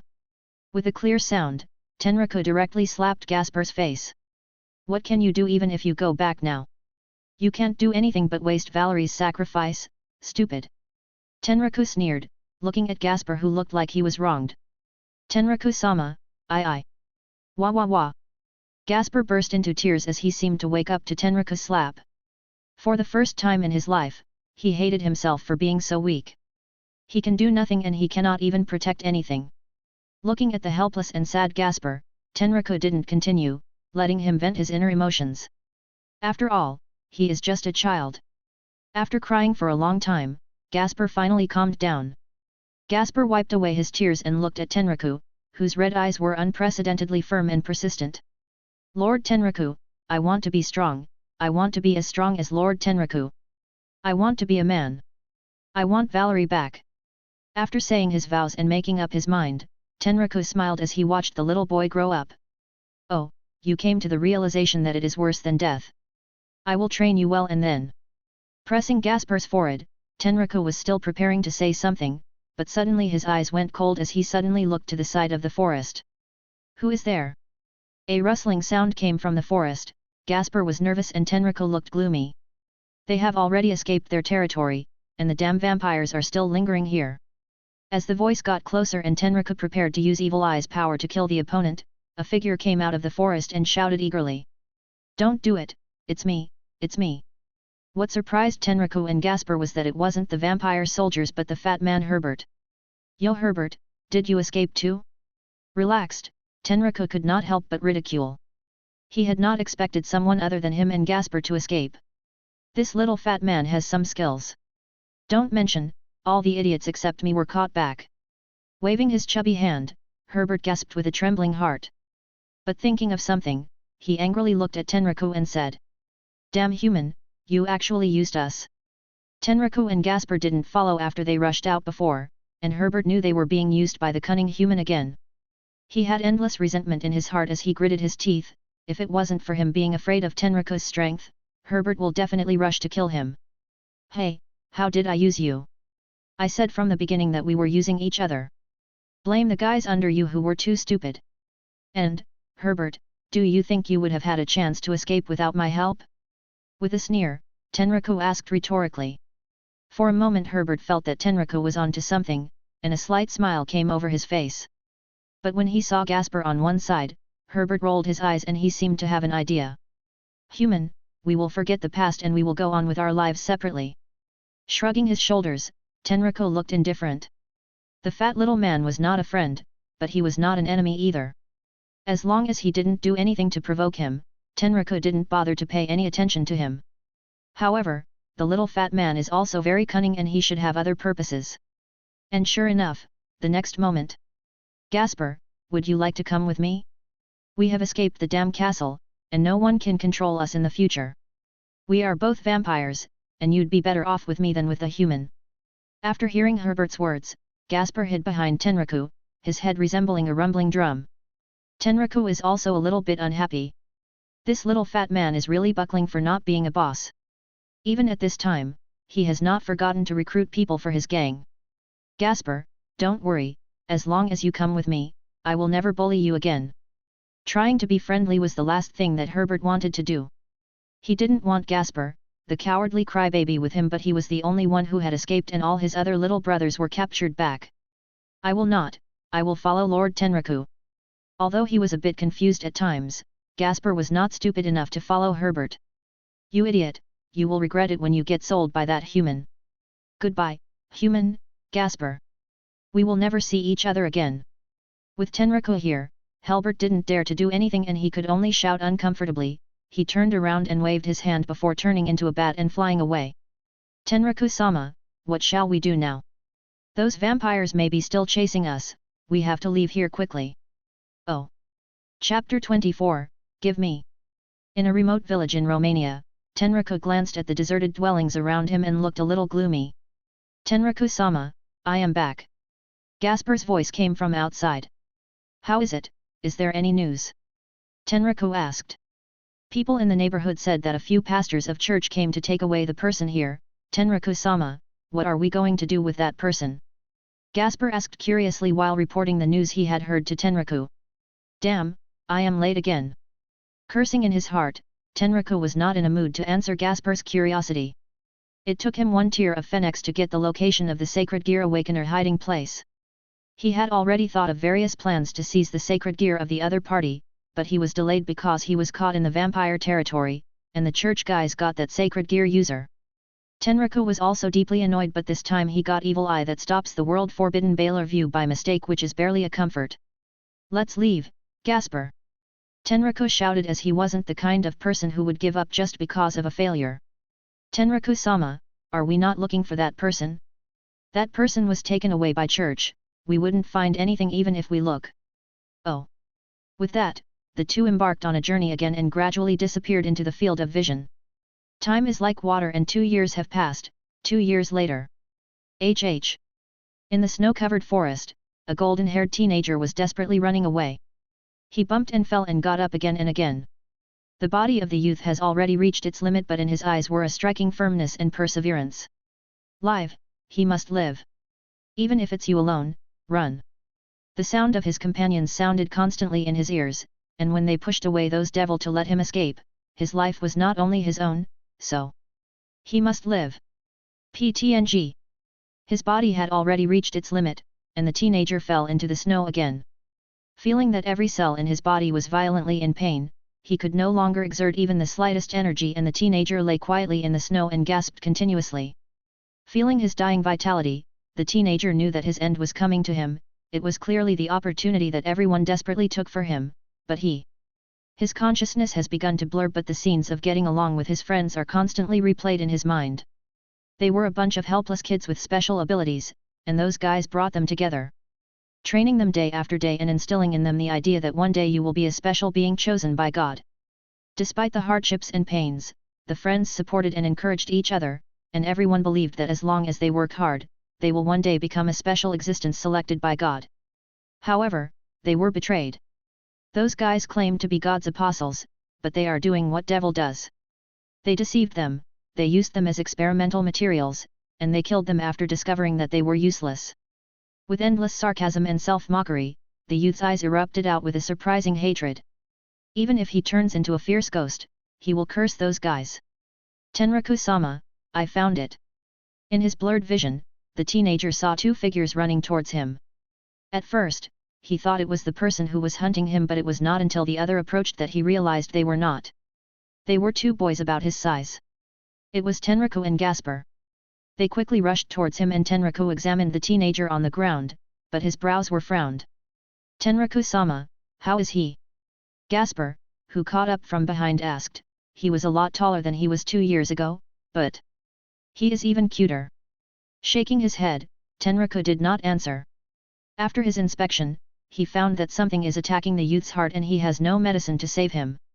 Although he still has 2 drops of Phenex tears left on his body, Phenex tears only have a miraculous effect of recovering physical injuries, but they have no effect on curses, diseases, and poisons, so Gasper showed sympathy, and Tenraku was also very sorry. In the past 2 years, he had been secretly inquiring about the Holy Sword project in addition to going around. He found it here about half a year ago. He knew that a survivor will escape, so the 2 have been waiting for him in this neighborhood. Yes, the teenager in the snow, the survivor of the Holy Sword project, is Kaiba from the original series. Of course, he hasn't been given the name Kaiba by Rias yet, and he probably won't be again. What is your name? Tenraku asked while holding him up. Isaiah. Isaiah replied even if his breath was very weak. With a slight nod, it seemed as if Kaiba original name was indeed Isaiah, as Tenraku remembered it. Sorry, Isaiah, I can't save you now. Hearing Tenraku's voice, Isaiah did not respond much. He knew his own situation best. With a flash of regret in his eyes, Tenraku sighed a little. He remembered that in the original series, Rias resurrected Isaiah with an evil piece after his death, but he didn't have that. Originally, he still appreciated Kaiba in the original book.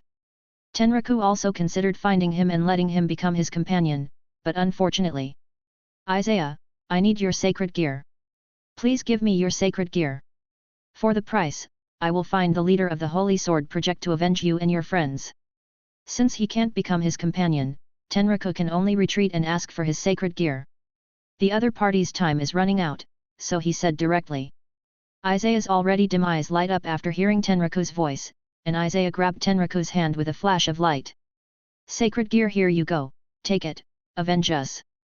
Nothing matters to Isaiah today, let alone sacred gear, as long as Tenraku can avenge him and his companions, he can promise anything. Tenraku also understood Isaiah's thoughts and he nodded and spoke to Gasper on the side. Gasper, don't let anyone come near here. Yes, Tenraku-sama. With a reply, Gasper turned into a bat and flew around to keep watch. Without further ado, Tenraku didn't hesitate anymore, and launched the ability of Sacred Gear Plunder, and one of his hand fell into Isaiah's chest. The process of taking away sacred gears was very painful, but from beginning to end, Isaiah calmly watched Tenraku and didn't make any sound. Even Tenraku couldn't help but sigh, maybe this kind of pain is nothing compared to the pain he had suffered before. Because of the cooperation of the host, Tenraku easily took out the sacred gear inside Isaiah. It was a black treasured jade. There seemed to be countless demonic swords in the treasured jade. Tenraku couldn't help but feel excited. This is the demonic sword creation sword birth. This sacred gear is able to create any demonic sword. Thank you, I will keep my promise and avenge you and your companions. Integrating the sacred gear into his body and feeling his rising power, Tenraku said. Ah, please. Although he didn't know who the other party is and why he is so clear about his own affairs, and why he has such a terrible power to capture other people's sacred gear, it doesn't matter to Isaiah at this moment. He only knew that maybe this person could really avenge himself and his friends, and that was enough for him. A smile appeared on Isaiah's face and he also completely lost his breath. Chapter 25, Final Survivor. Isaiah's body was buried by Tenraku and Gasper in an unmanned place. There were no tombstones as he wouldn't have wanted that kind of thing. Tenraku-sama, he is so pitiful. Although he didn't know the other person, Gasper sympathized with him.